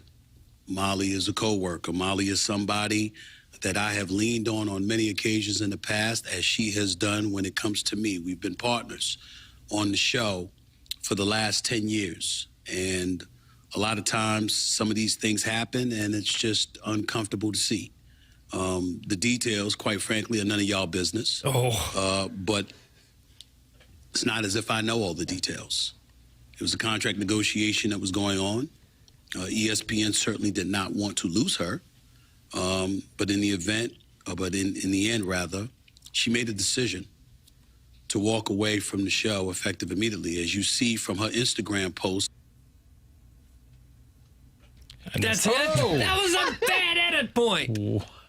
But I don't know what the sounder should be. That's what I was confused on. For a Stephen A. podcast coach. Maybe Mad Dog yelling about Jose Buto. Yeah, never hurts to have that. Was that his podcast or was that the ESPN opening yesterday? That was his podcast. Okay, because he then goes into the thing that I saw. He goes into talking about how negotiations work for on-air talent. And that's when he wasn't saying her name, and that's what I saw, and that's what I thought we were playing. This might be from a third show has entered the chat, as I think that might be his Sirius XM show, unless that's also his podcast. It's the Stephen A. Smith show. Sirius XM show, the same as I just don't know, fellas. Is he brushing his teeth on video? And, No, he's talking doing to it people from in the morning? a Colin Coward-esque studio. A lot of exposed brick, which is nice.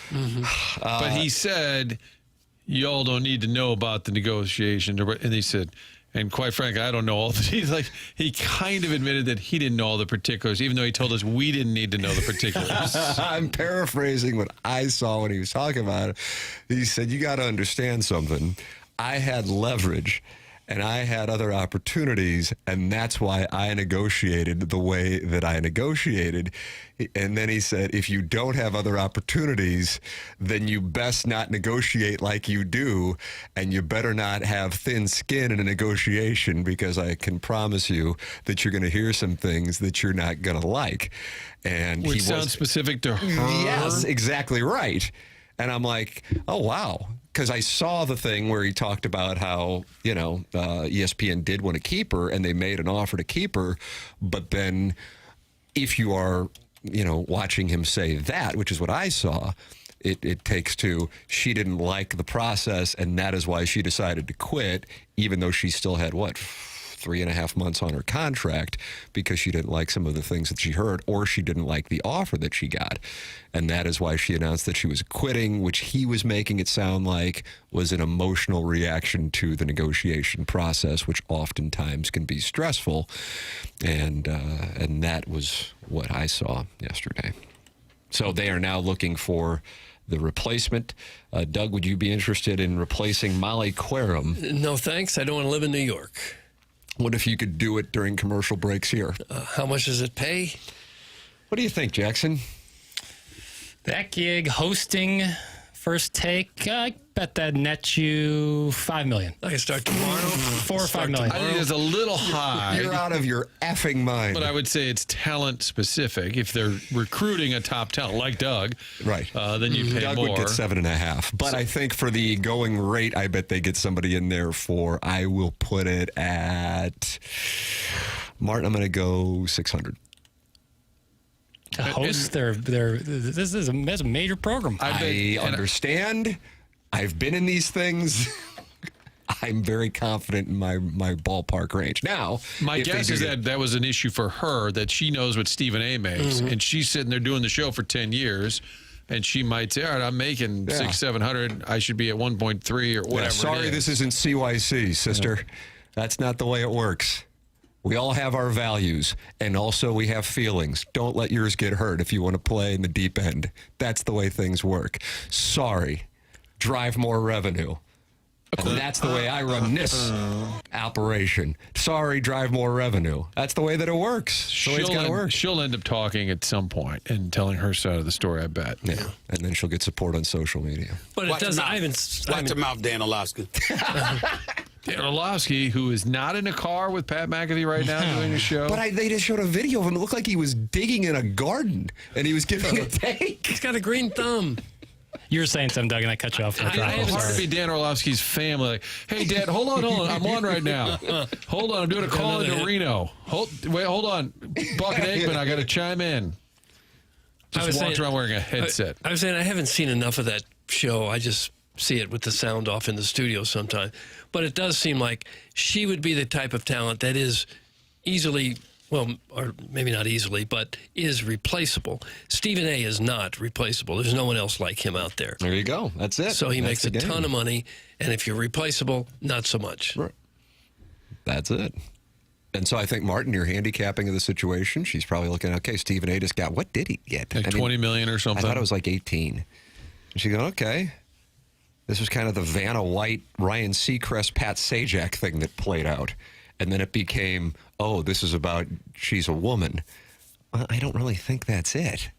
It's about she didn't really say much during the Wheel of Fortune presentation. Occasionally she would, with a shrug of the shoulders when somebody couldn't guess the final puzzle, express dismay. And right at the end, they would have like 10 seconds of crosstalk. And she'd talk about her pets, her kids. Yeah. And it's wonderful, but it probably wasn't worth $20 million a year. All due respect. She may have had the best job in America for the last half century or so. So then Seacrest gets the gig, and all of a sudden it becomes another social media campaign from a bunch of CFOs going, yeah, she should make the same amount of money. Stick to tweeting. Oh. Orlowski has triplets, boys. His wife must be a saint. That's from the 314. Maybe that's why he works all the time. He's got to get out of the house. Absolutely has to get out.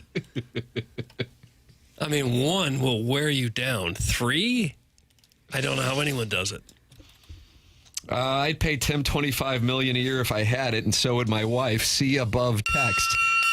Doug, the above text says, Tim, cycling on, you're the best in the business. All our wives say so. Sorry you had to babysit Friday night. Women these days don't understand. We think you're worth $20 million a year. That's from the recovering alcoholic from Belleville and Webster Groves, and he knows that I had to babysit on Friday night. And he was banned, but he's unbanned. And he got tariffed, but then he got a reduced tariff. I don't think it's called babysitting when it's your own kids. I don't think you can get away with saying I had to babysit. There are people who get very upset about that. Yeah, that's not babysitting. I said that when my oldest son was born years ago, and the parent police, woo, they came after you? They did. Yeah. It's called parenting. All right. Thanks. You still call it babysitting? Stick to tweeting. Oh. Sister, yeah. Let's see. In a situation like Molly's, could face of the show with a ridiculous income demand co-anchors get a raise as part of his contract? It's not realistic, but is that something they could request? That's from Dusty Spunk. Old Dusty. Yeah, you're more than welcome to. And then they can go, no. And then you, okay, well, I put a puck on the net. But the reality of the situation is what I think Doug just said. There are probably a large number of people who can come in and go, well, the Giants are off to an 0-2 start, and Brian Dable's under the gun. What do you think the Giants will do now that they're facing the very unhappy 0-2 Kansas City Chiefs? Okay. All you have to do is you put that out there, and then the host or analyst goes, you asking me about the Giants? We got the Cowboys. You asked me about the Giants. You just start screaming, Doug. Was there a question in there? Yeah, what the hell are we doing? Sorry. What are we doing? I see a big story now on ESPN.com as tennis player Taylor Townsend has had to apologize for making critical remarks about Chinese food. Excuse me, sir? Like he went after General Tso's chicken? General Tso is in the Michelob Ultra. I guess it's a her. Taylor Townsend is a girl, and they're playing it in Shenzhen, China, a tournament. And I guess she saw things on the menu like bullfrogs and turtles. Said she had to talk to AR about the quality of the food. And now she's had to come out and apologize from the bottom of her heart for criticizing Chinese food. That's where we are. All right, this is related, but it's unrelated. Yesterday, I went into a deep dive on Mizzou, famous Mizzou alums, because George C. Scott was referenced on the show, and I found I didn't know he went to Mizzou. Charles Dickens and Ebenezer Scrooge. Robert Loggia went to Mizzou. But the big. He had the piano scene with Tom Hank. Also in Sopranos. The founders of Panda Express went to Mizzou. How about that? I didn't know that. Yeah. Sheryl Crow. Well, I knew that. And the Enron guy. Oh, Tim. Stop. Yeah, but I got 8 hours left, and I feel like when they write about famous alumni, they put a little asterisk right next to me and Pitt. Have to graduate. Pitt did the same thing as I did, Doug. We left journalism school just a little early so we could go chase our dreams. His were in Hollywood, mine were in Arkansas. Yeah. I'd say similar trajectories. Thank you. Chris Cooper also went to Mizzou, the great actor. I didn't know that. Yeah. And he decided to hit on Kevin Beauty? Spacey in American Beauty. Has one of those faces. He always looked older than he was. Who would be the Great most actor. famous athlete? Would that be Max Scherzer now? From the University of Missouri. I feel like we're missing somebody that has to be obvious. I think But I think Scherzer's first live. ballot Hall of Famer. Nobody bigger in basketball. I don't think Jeremy anyone. Macklin had a nice career, but Scherzer's. It's got to be think it's Scherzer? I think it's Scherzer. Like, Yeah. there's got to be somebody. Now, Kellen Winslow's a Hall of Famer, Yeah, right? he'd be up there. I think that has to be the litmus test, right? Hall of Fame in their particular sport. Roger Worley was a great one. Guys, couldn't they have paid Molly Qerim her the balance of what she asked for in half-use gift certificates and Cardinals tickets to a game that was already played under the guise of a little something? That's from Now, that would have been a great negotiation. Here's what we'll do. You get out there with Stephen A. and then a little something will be on your desk after the show. With a cut pay of a bunch of the producers. And then you get the gift card. Well, I got to get back from Randy first. Tom Berenger. Doug, he was an Alpha Tau Omega, and he was a wonderful catcher in Major League. Yes, he was. It's a lot of actors from Mizzou. A lot of actors, yeah. That Jan Carl, who did E.T., Entertainment Tonight, not the movie E.T., she was on the list. But George C. Scott, that blew me. I've never heard that before. John Hamm, it's about time. Hamm calls back in. It is blues season. Didn't he say, let's circle back during Yes, he did. I think it's Hot time for a stove? surprise guest. Now I blew it. Holiday will join us tomorrow. Okay, so we'll get to the bottom of this imagined race. Yes. He said, or now. And I was like, well, we're a little behind on our Yeah, we are. Which reminds me, we ought to break. It's TMA 101 ESPN.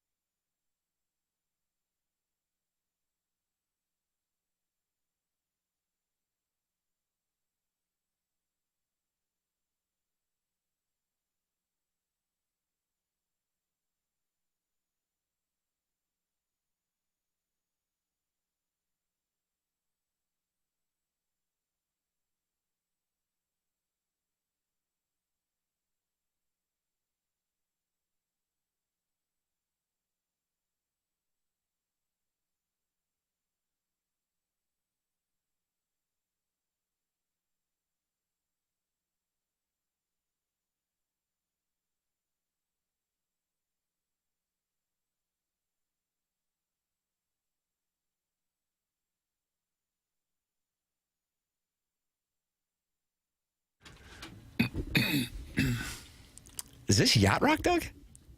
Kenny Loggins certainly has a lot of Yacht Rock, but Danger Zone Yacht Rock. Controversial pick from Jackson Papers. Borderline. If not, what other genre would you put it in? Montage song. Montage. I haven't heard that. 1986? I don't know the years, Tim.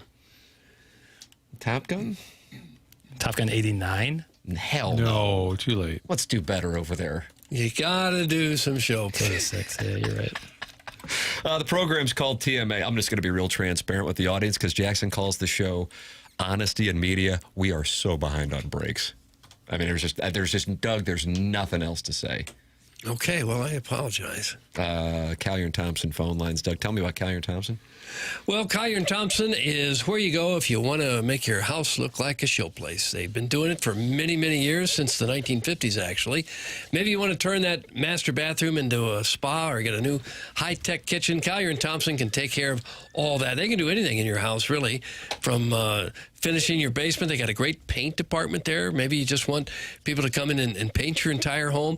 Collier and Thompson has the pros to do that. The pros to handle anything that you might want to throw at them. And the good thing about Collier and Thompson is these are people you can trust. It's hard to know who you can trust to be in your home and who's going to be there to back up their work. Collier and Thompson stands behind every job that they do. During the process, they are always available for you. In case you need to make any changes, they can handle that as well. Collier and Thompson team cares about the work they produce. For them, it's more than just a job. They take pride in the work that they do. Collier and Thompson's core values are summed up by simply doing the right thing. Maybe you don't want to do the entire kitchen. You don't have the budget to do the entire kitchen. They got a great appliance department there. They sell high-end quality appliances like Bosch, Thermador, Wolf, Sub-Zero. They've got anything there that the brand new stuff, too. You'll be amazed by some of the products that they're out there now. Collier and Thompson has the latest and the greatest. Check out their showroom. They got more than 10,000 square feet, more than 20 kitchen displays. You get some great ideas on what you can do with your home. Collier and Thompson on Manchester and Baldwin, next to Uncle Bill's Pancake House. Come on to quality online at collierandthompson.com. There it is. Collier and Thompson phone lines, 314-974-0101. That is how you can call in. You can text in to our Air Comfort Service text inbox, 314-399-9646. You can talk it over with other TMA listeners in the Michelob Ultra YouTube chat. That's youtube.com/TMASTL. That is how you can get involved on the program. So many different ways to do so, in addition to what's coming up at about 10:45, which is the Design, Air, Heating, and Cooling email of the day. And Riot's dad is your current leader for the month of September. And you can go to 101ESPN.com or TMASTL.com to sign up to be the TMA Listener of the Month. And you can also go there to sign up for the Lemmings Open, which is coming up here in just a couple of weeks, 2 weeks from Friday. Lemmings Open, October 3rd, presented to you by Michelob Ultras. We partner with Birdies for Bipolar. Sign up your foursome to enjoy a day that should be beautiful at Oak Valley Golf Course.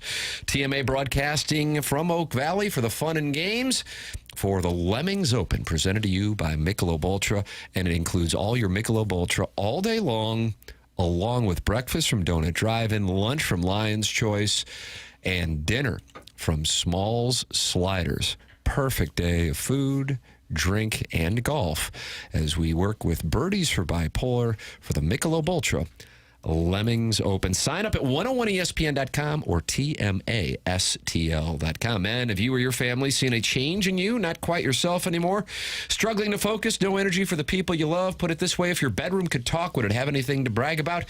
It could be you're getting older, or work stress, or the undeniable fact that we've all become our kids' personal unpaid Uber drivers. It could also be your testosterone calling it quits and you never got the memo. Well, Mentality can help you change that. Mentality is a local St. Louis-based healthcare facility that tests your testosterone, not just your testosterone, but your free testosterone, which some places just do not look into, and that is a huge difference maker for your treatment. Whether it's low energy, weight gain, or just that feeling that something is off, Mentality can help. So stop being tired of being tired. Get back to the guy you used to be. Visit mentalityhealth.com and reserve your spot today. That is Mentality at mentalityhealth.com. Martin is heading out for the Wednesday onboarding meeting, 10 o'clock hour, coming your way here on TMA. It's 101 ESPN.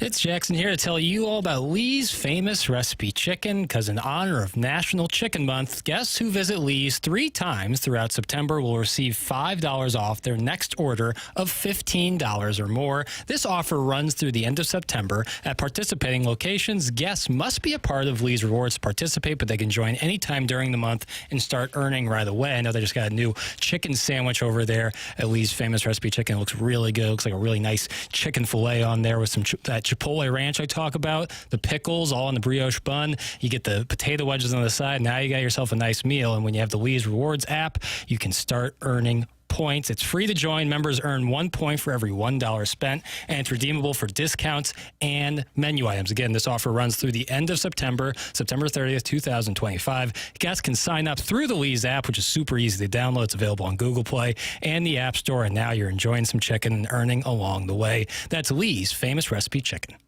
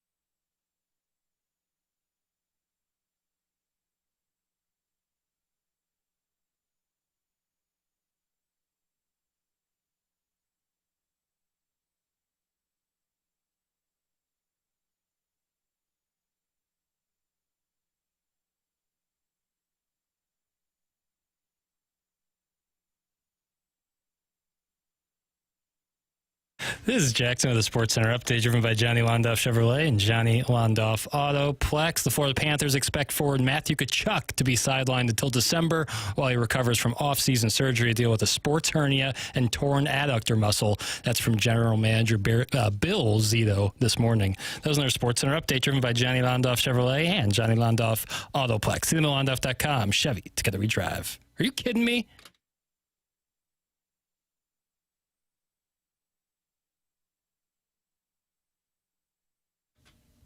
This is Yacht Rock. Oh, yeah. This is a Chairman Kurt request. Well, Chairman Kurt knows the genre, not knows montage. Cool night, Doug. Can you name the artist? I'm not looking for the year. This is that guy with the really long hair. Looked like a hippie. Looked like he'd be playing acid rock, and everything was very soft, mellow. Is it English? Davis? Is this? Yeah, last name. Yeah. Paul Davis? Yes. Yeah. Let's settle in on this one.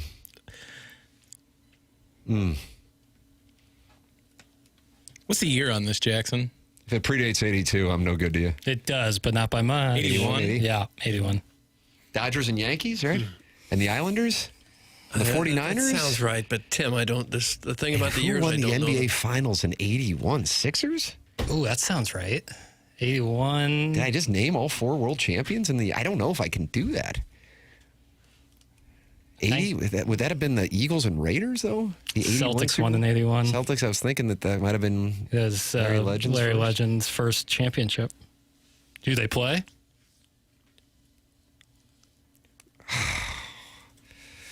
Hold on a second. I'm in the tank.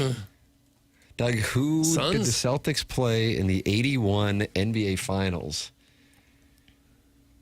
Rockets? Yes. Oh, boy, Tim. What about, can you give me 1981's Best Picture? Oh, for heaven's It was mentioned sakes. on yesterday's program. Ordinary People? Yes. Gosh. That was for 1980 movies. 1981 movies, 1982 Oscars. Bad. Terms of Endearment? No. That was 83? Did that not win Best Picture? Did not. Terms of Endearment did, but that was not the year.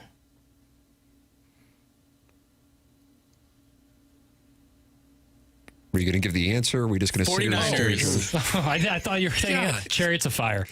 Oh, yeah. Okay. Doug, you enjoy that picture? I thought it was okay. The Not just score is probably more memorable than the film. Probably, yeah. Tim is so good. That's from Buzz. Yeah. Is that the text today, or did you give one? No. We gave it to Lois Ween during the JR segment. I'll Venmo Buzz $10. That was a good text. Thank you. The 1981 best song for the Grammys, Don't Stop Believin', according to Lisa, who kind of made a play at Jackson yesterday, I felt like. Yeah, But maybe I'm wrong, because she she's a showed gem. love. And she's been listening to us since, when did we start here? 21, 22? Hell, I don't know. January 22. Thank you. And she's been a gem, and it's been strictly platonic since then. So it might have been a bad read on my part. If there's one thing I know she's passionate about, it's not Jackson, it's Ali Marmol leaving his post. That's what Lisa's passionate about. Okay. Doug, speaking of Ali Marmol, he is penciled in the lineup for today's Busman's special. Should be packed down there. Would you like to guess the Cardinal line? I got to guess the whole lineup? I'll give you Palante. Okay. They probably got Newt in there, and Herrera in there, and Burley, and Arenado's got to be in there. And you reading this? Yeah. And then probably Gorman and Sajaci and Crooks, Walker, and Scott, I guess. Oh. What was that drop? Someone's excited. I'd like to see Crooks hit a little bit more than 2 for 24, because I think they were hoping maybe this is their catcher for the next few years. But you got to hit something. I guess Pies is probably the guy. He's probably the guy heading in the next season. Jackson would like to see the Cardinals go out and sign a free agent catcher. I don't see why not. The only guys who can hit. Mm-hmm. You like how Sajaci went one glove? He's going one glove now. Like it's like a golf glove. I kind of like that. Some went with no gloves, like Matt Carpenter. Sajaci has been going no gloves, but now he's going with the one glove. Gorman, Walker, and Scott, if they can stay cold, they all have a chance to hit below 200 this year. Nice. Parlay. Crooks is at 83. This could be the lowest cumulative batting average the Cardinals have put on the field, possibly ever. Maybe ever. They got guys hitting 236, 236, 210, 83, 215, 217. The big hitters are hitting 283. Well, I think the org as a whole is in a pretty good spot. I don't know. A week from today, live in studio, John Mozeliak. How about that? Okay. Looking forward to it. Okay, that's good. It's fun. Hear what he has to say. Would you like me to make something for Predictionary, Jackson? Oh, yeah. I'll fire it up. We will receive, go 36 texts calling us soft, and Martin will be accused of protecting Mozeliak like he protects Pat Murphy and Ken Rosenthal. Okay. That's a twofold prediction for Predictionary for a week from today. Okay. Right. Putting it in there. So the over-under is 35.5? Yeah. Okay, and you're on the over. I'm on the over. Got it. 234, lowest team batting average ever for the Cardinals. Lowest end of the season team batting average? Correct. That's what they have now? No, I'm seeing 245 right now, so they're going to have to get a little cooler. Okay. Guys, they had to pull Walker for a defensive switch in the ninth. Yep, he's someone you build around. That's from Starfish Street. I keep waiting. Starfish Street. I keep waiting for him to click into the next gear, and boy, it hadn't happened yet. Somebody get me in touch with Sajasi. I've got $30 to give him so he can afford the second batting glove. That's from I Hate Paper Straws. I kind of like the look. Looks like he might just hit a 7-iron Right, exactly. after he hits his fastball. Who the hell's Jimmy Crooks? That's from caller Buzz. Catcher. The program is called TMA, and he says hammer the over all day. Oh, I thought he was talking about today's over. No, he's talking about the over on us getting accused of being soft and Martin protecting John Mozeliak like he protects Pat Murphy and Ken Rosenthal. The over for the record on today's Cardinals and Reds game. I don't know if I would play it because I don't know if the Reds still consider themselves in the race. The number is 8.5. You got Palante on the mound for the fighting Redbirds. Pi Delta. Yeah. Who's on? Is it Abbott on the mound for Singer? Reds? Brady Singer. Brady for the Singer. Reds. Yeah. He's got a 3.94 ERA. Palante's 5.34. I'm not touching it. I'm done. Not football's back. I'm done betting baseball. Oh, are you really? Yeah. It's not fun. Betting football's fun. It is. Whiteham Avenue Capital Partners. I'm telling you, Doug. Fine, I'll share it. It won't be on. It's going to be on Spread Zone 2, which I'm shooting here in 40 minutes with Riz and Stalter. FanDuel Spread Zone. I decided I got to go with Missouri minus 11.5. I have to. I can't.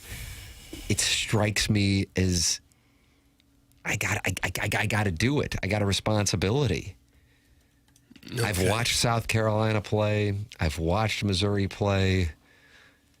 If/when Missouri doesn't cover, text in 314-399-964 so you can DM me. It's fine. I'll be intoxicated anyway.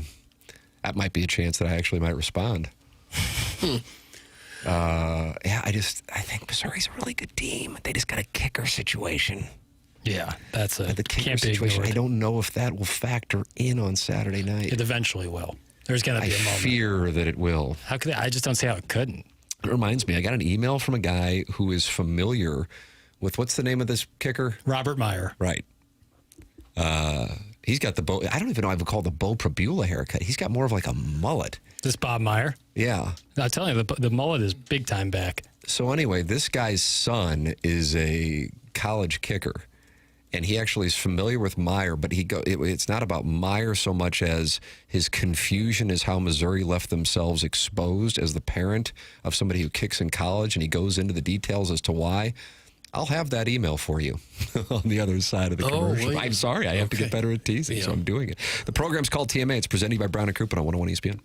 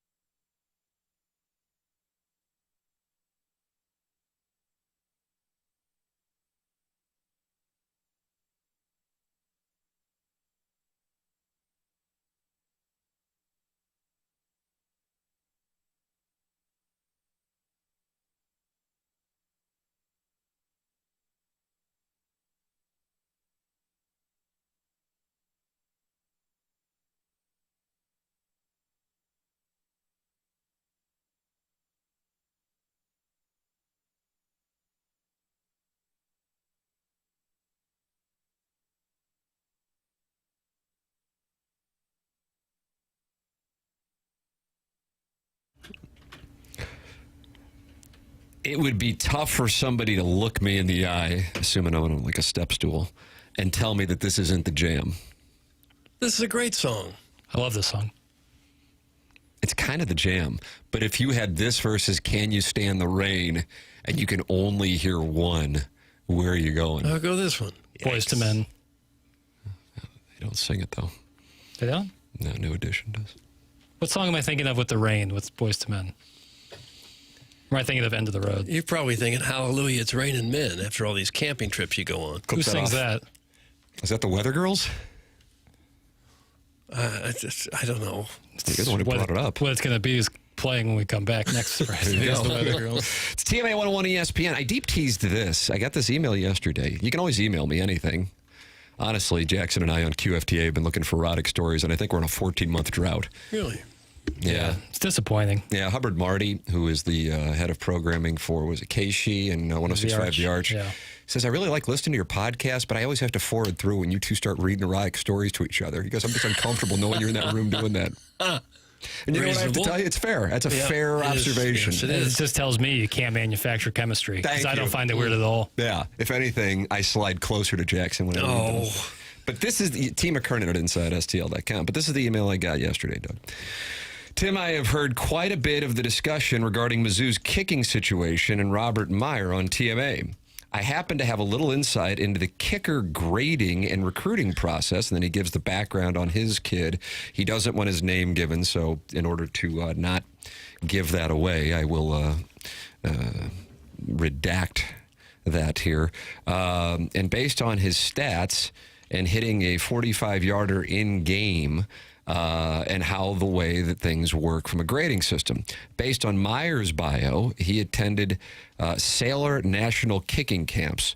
These are considered good camps, but the Coles camps are generally considered the gold standard for recruiting. His high school stats are decent, not eye-popping, and it fails to mention his in-game long. The majority of Power 5 conferences do not go into a season with only a true freshman as their only backup. Most backups are at least a redshirt or a transfer from a lesser D1 school or D2 school. For example, Illinois has a transfer from North Carolina as a backup kicker. Auburn's backup is from Southern Miss. Bottom line is that the transfer portal makes it so easy to find a potentially reliable backup with some D1 or D2 experience. And while they are not all scholarship players, almost any backup at a D1 or starter at a D2 school would jump at the chance to be a backup in the SEC or even rostered as a preferred walk-on. While Robert Meyer will eventually be a good and talented kicker, I think it is a huge miss by Mizzou to not have recruited a legit backup to the roster after last season. Also, tell Doug it's not as easy as he seems to think. Just because kids play soccer, it doesn't mean they can kick at D1 or any level. That would be like saying a kid can hit a baseball, so therefore he should be a good golfer. No, not what I said at all. But like golf, kicking under pressure is an extremely mental game. I prefer my name, etc., not be mentioned. Just wanted to add some insight into the situation at Mizzou.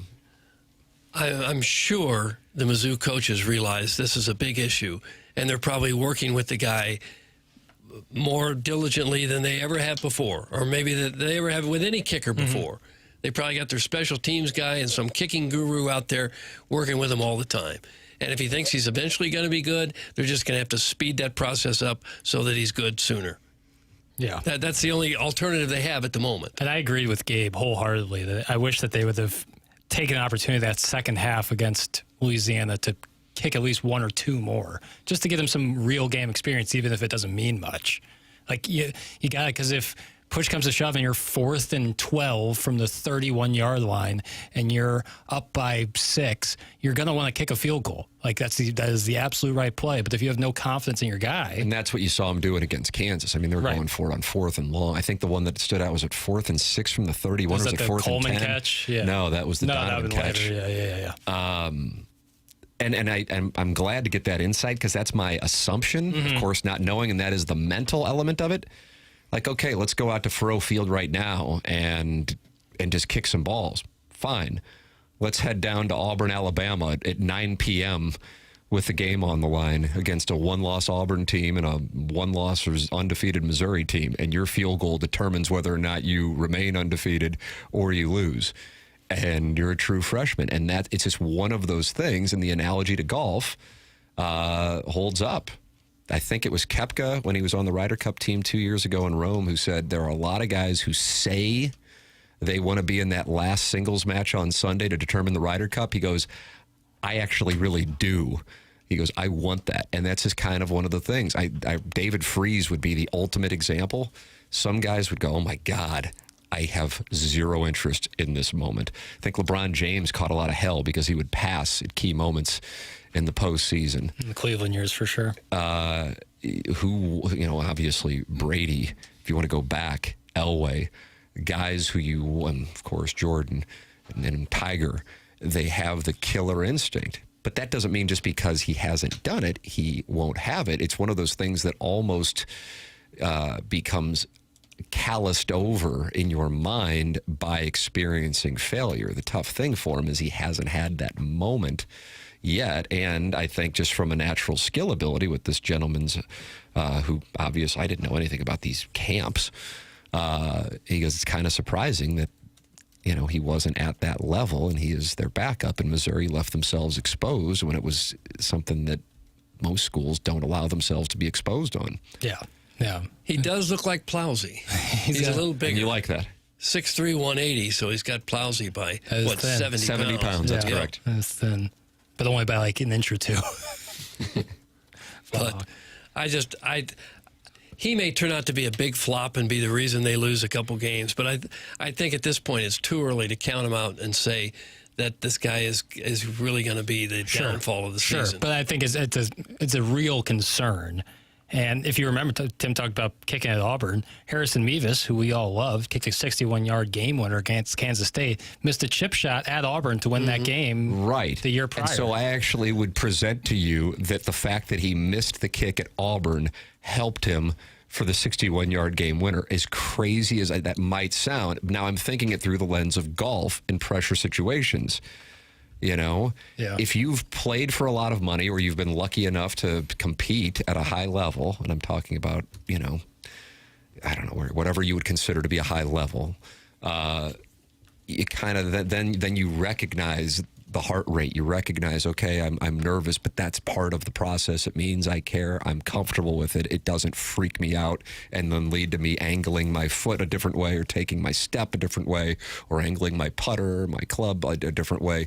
You recognize it and you're comfortable with it, and it's still going to be there. It never goes away, but you're more comfortable with it. And it challenges you to take it to another level just from a macro standpoint. If we're looking at the teams, as a Missouri fan, I hate that South Carolina was beaten like they were beaten within, the last week, because I recognize from a gambling standpoint, most people are like, oh my God, Missouri means going to stomp all over them. Look how bad South Carolina is. My reason for taking Missouri is I think Missouri might be a really, really, really good team. They just aren't a brand name, kind of like what I was saying about Texas Tech and Illinois. So along those lines, inevitably, I feel like they're just going to have a situation where he's going to need to make a kick. It could be this Saturday, and hopefully he will. Just because he struggled in warm-ups and he missed a kick against Louisiana does not mean he is bad. But from a planning standpoint, with this gentleman whose son is now playing and went to these camps, says, he goes, it's really easy these days to make sure you have a backup with some experience, and he's surprised Missouri didn't have that. That's what his point is. That doesn't mean he will be bad. That doesn't mean he will be good. It just means as far as the things that you can control, they could have controlled that and not left themselves exposed. Your thoughts are welcome. 314-399-9646. Doug, is there anything that Doug needs to tell us about Jackson? Our friend, Big Mark ILL. Milton. Yeah, ILL. Sure, but I'm concerned if Missouri's got too many guys making big money in NIL. Are they doing the right thing with their taxes? Yes. If not, they ought to call Mark Milton. He's got all the answers for them. Or for you. You don't have to be an NIL millionaire for Mark Milton to take care of you. Absolutely not. But maybe you've got unfiled tax returns bothering you, or bank levies, wage garnishments, that kind of thing. Or you may even be facing an IRS criminal investigation. And if that's the case, you have got some real issues with the godforsaken tax man. That's where Mark Milton comes in. You can contact him at stltaxlawyer.com. Mark Milton and STLTaxLawyer.com provide a local and holistic approach to tax resolution. Mark started his legal career with the Department of Justice Tax Division in Washington, where he represented the IRS in tax cases throughout the country and received the DOJ's Outstanding Trial Attorney Award. That means this guy is one of the absolute best in the country at what he does, and now he's right here in St. Louis to help you if you have any kind of tax problems at all. He helps individuals and small businesses solve their tax issues and helps them say, nope, I'm not guilty, I'm with Milty. Remember, the choice of a lawyer is an important decision and should not be based solely on advertisements. There it is. You can also email in for our Design, Air, Heating, Cooling email today, which is coming up. It's TMA 101 ESPN.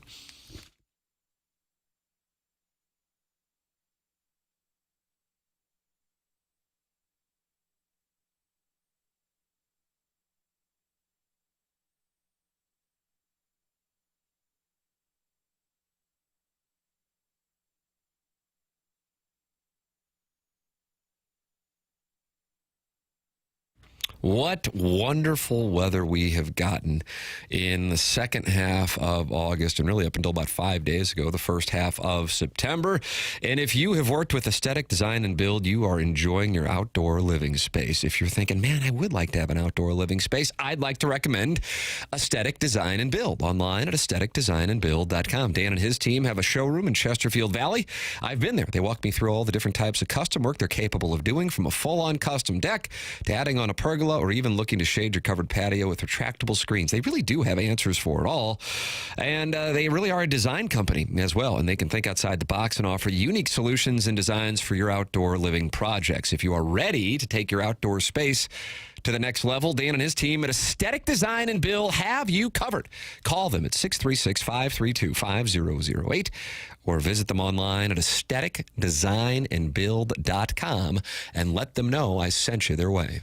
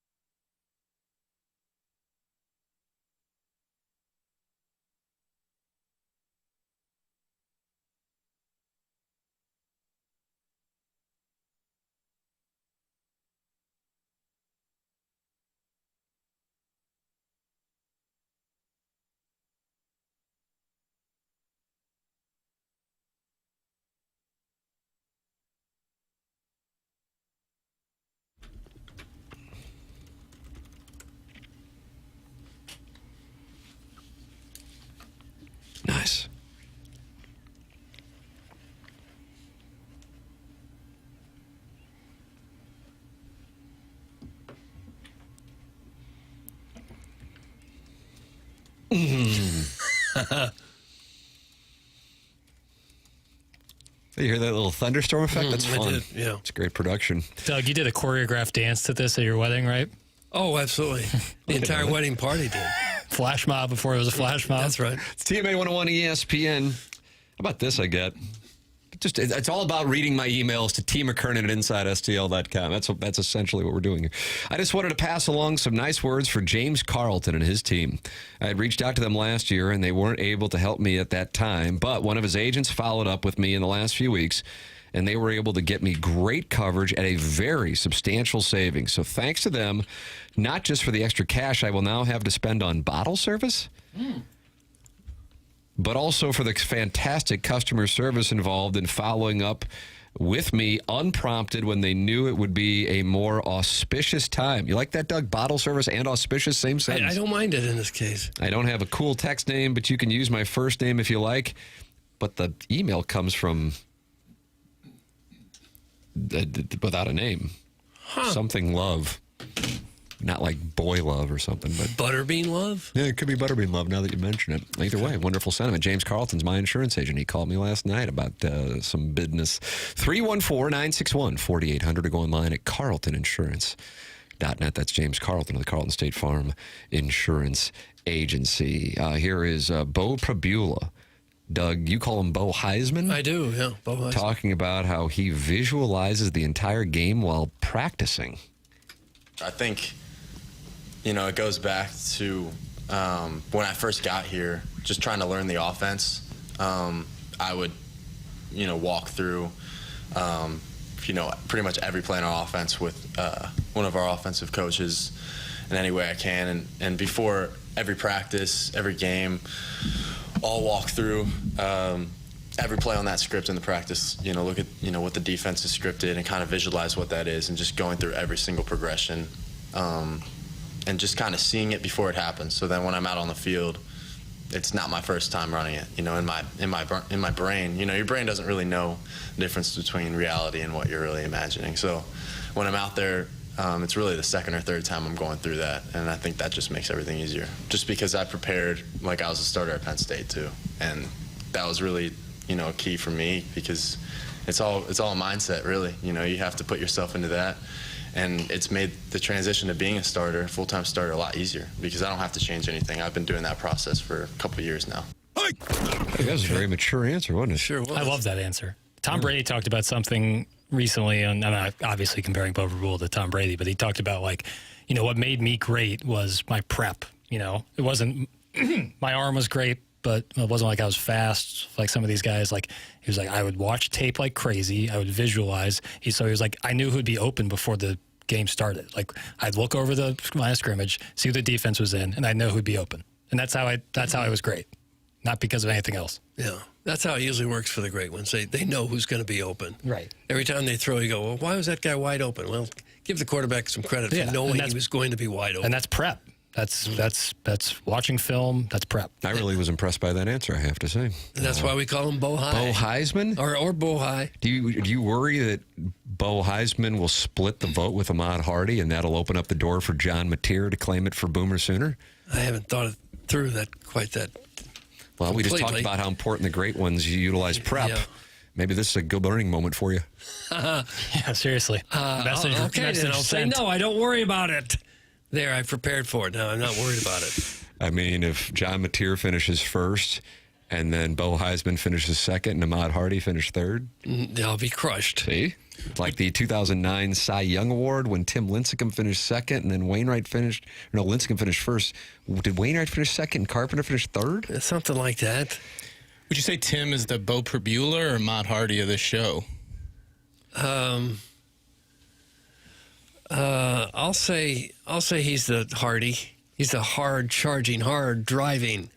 stockily built. But the thing is with Hardy, if he goes down, you like what you have in Jamal Roberts. I don't think we have a Jamal Roberts type that could fill in if Tim goes down. Yeah, Jackson's more of a Matt Zollers. You know he's got the ability. I got Drew Pine written all over me. No offense to Mr. Pine. Where is he? Bowling Green now? Yeah, I think so. Him and he hits the Basilak route. Gosh, and he started at Notre Dame, and now he's all the way down. This video Bowling Green. always surfaces of him on the phone with his OC at Notre Dame, and it's a shot of Pine on the phone, just kind of just taking it, and it cuts to the Notre Dame guy in the booth. And he's just ripping them. He's just shredding them. You know who's wide open with good prep? Kai. That's who. Thanks. That's the recovering alcoholic from Belleville and Webster Groves. And Doug, you already hit him with a suspension and a tariff. You know, you got a tariff of 8. I cut it down to 8%. That's the sponsorship tariff discount. All right, time for the Design Air Heating and Cooling email today. Coming up next, this is 101 ESPN.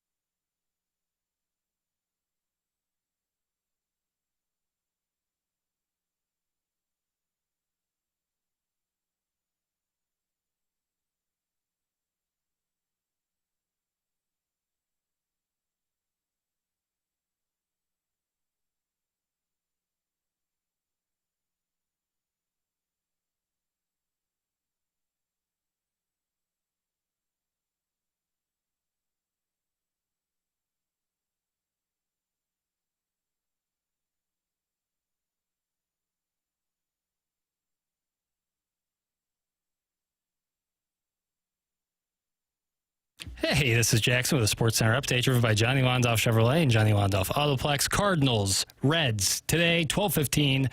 Andre Palante on the mound for the Cardinals. That was another Sports Center update driven by Johnny Wandoff Chevrolet and Johnny Wandoff Autoplex. See them at wandoff.com. Chevy, together we drive. Are you kidding me?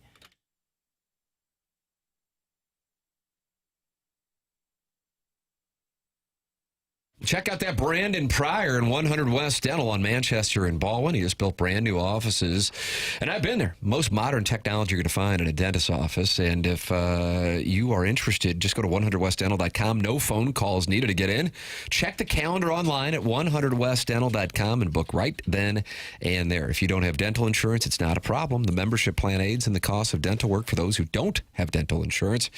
It's 100westdental.com. They have a huge offer going on right now that if you mention my name, you get $1,000 off Invisalign at 100 West Dental, 100westdental.com, or you can call 636-585-0100. And if you're on the fence about Invisalign, they have a digital scanner that can show you a simulation of what it'll look like before you even go through with it. It's 100 West Dental online at 100westdental.com with the great Dr. Brandon Pryor and his staff. Time for the Design Air Heating and Cooling email of the day. Okay. Riot's dad is your leader at this minute. Hey, guys. It's me. I know how you guys miss me. I miss you, too. I'm writing this from the big North City garbage truck in the sky. Met the big guy yesterday. Met him upstairs. He's a big fan of the show. Not talking about the Lord. Talking about my boss, Walter. His office is on the second floor. He's got the Sugarfoot, and he's fat AF. But he loves this show. What's the Sugarfoot? I think that's diabetes. Diabetes? Really? Oh. Heard you guys got the best ratings with women who like other women ages 25 to 40. And a perfect record on the road if you don't count when the golf cart unplugged the power cord at the Champions Tour and the freelance producer had to go solo for a few minutes and just nervously read the text line while Movie Boy scrambled yanking on fulcrums and levers. Fulcrums, Doug? Yeah, some machines. The time where Paul Thomas Burkett allowed the set at Shark Bar to crash down onto Tim. Or the time where you guys tried the cutting edge idea of playing your show and another show at the same time at Live from the Dotem. It's nice here. There's no coworkers punching me in the face with a perpetual cloud of stale Salem smoke. iPads stay fully charged. No impromptu firings that Tim has to have a hostage negotiation to save me from. And everyone leaves me alone about my cute little undersized hat backwards, kicked to the side, and perched ever so daintily on the top of my head. See you on the other side. That's from Gangster Pete. Oh, Pete, I miss you, boy. Gangster Pete. Oh, Pete, I miss you, boy. Everybody knows what Iggy shoots in golf and how much I love Jackson. My coworkers say uncomfortably so. Imagine Dragons are fine with some catchy music, but comparing them to One Republic is a travesty. Lead singer Ryan Tedder is a gifted musician and songwriter. Did Imagine Dragons write Adele's Rumor Has It? Tedder did. How about Beyonce's Bleeding Love, Jonas Brothers' Sucker, Gavin DeGraw's Not Over You, Miley Cyrus's Angels Like You? All Ryan Tedder.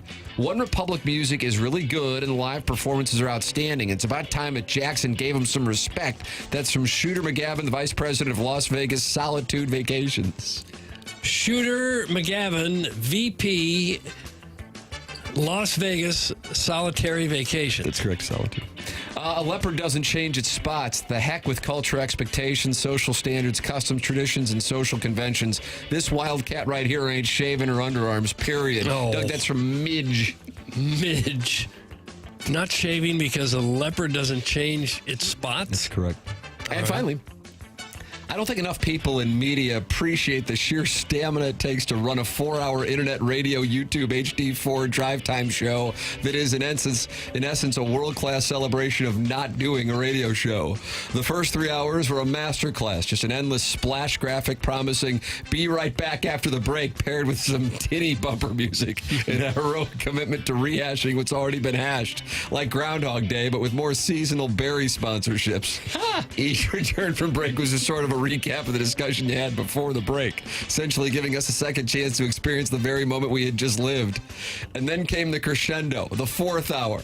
The curtain lifted, the music swelled. Jackson made an ass of himself, trying to rattle off the date of a movie in hopes of impressing Tim, and then you triumphantly announced, we're behind on breaks. I got goosebumps, guys. You guys don't just do breaks. You live them. You stretch them. You make them the main act. Other shows foolishly waste time on sports conversations that are in season and journalists who don't live in the heart of Herculaneum. But this show knows the truth. The break is the product. If you tuned in for in-season sports talk, that's on you. If you tuned in for We'll Be Right Back, you were fed like a king, and I am stuffed. Like that's from Riot's dad. Gosh. What's up with every restaurant in St. Louis closing the doors before the 10 o'clock news starts? That's what we have for the Design, Air, Heating, and Cooling Man. What you got? I'm going to go for Gangster Pete because I feel sorry for Walt, who's got the sugar foot. I'll go Riot's dad. Gangster Pete. Wow, puts me to the test. I thought Riot's dad was the best. I got to go with Riot's dad. Lucas. Congratulations. You have won the Design, Air, Heating, and Cooling email of the day. We got to go. Bye.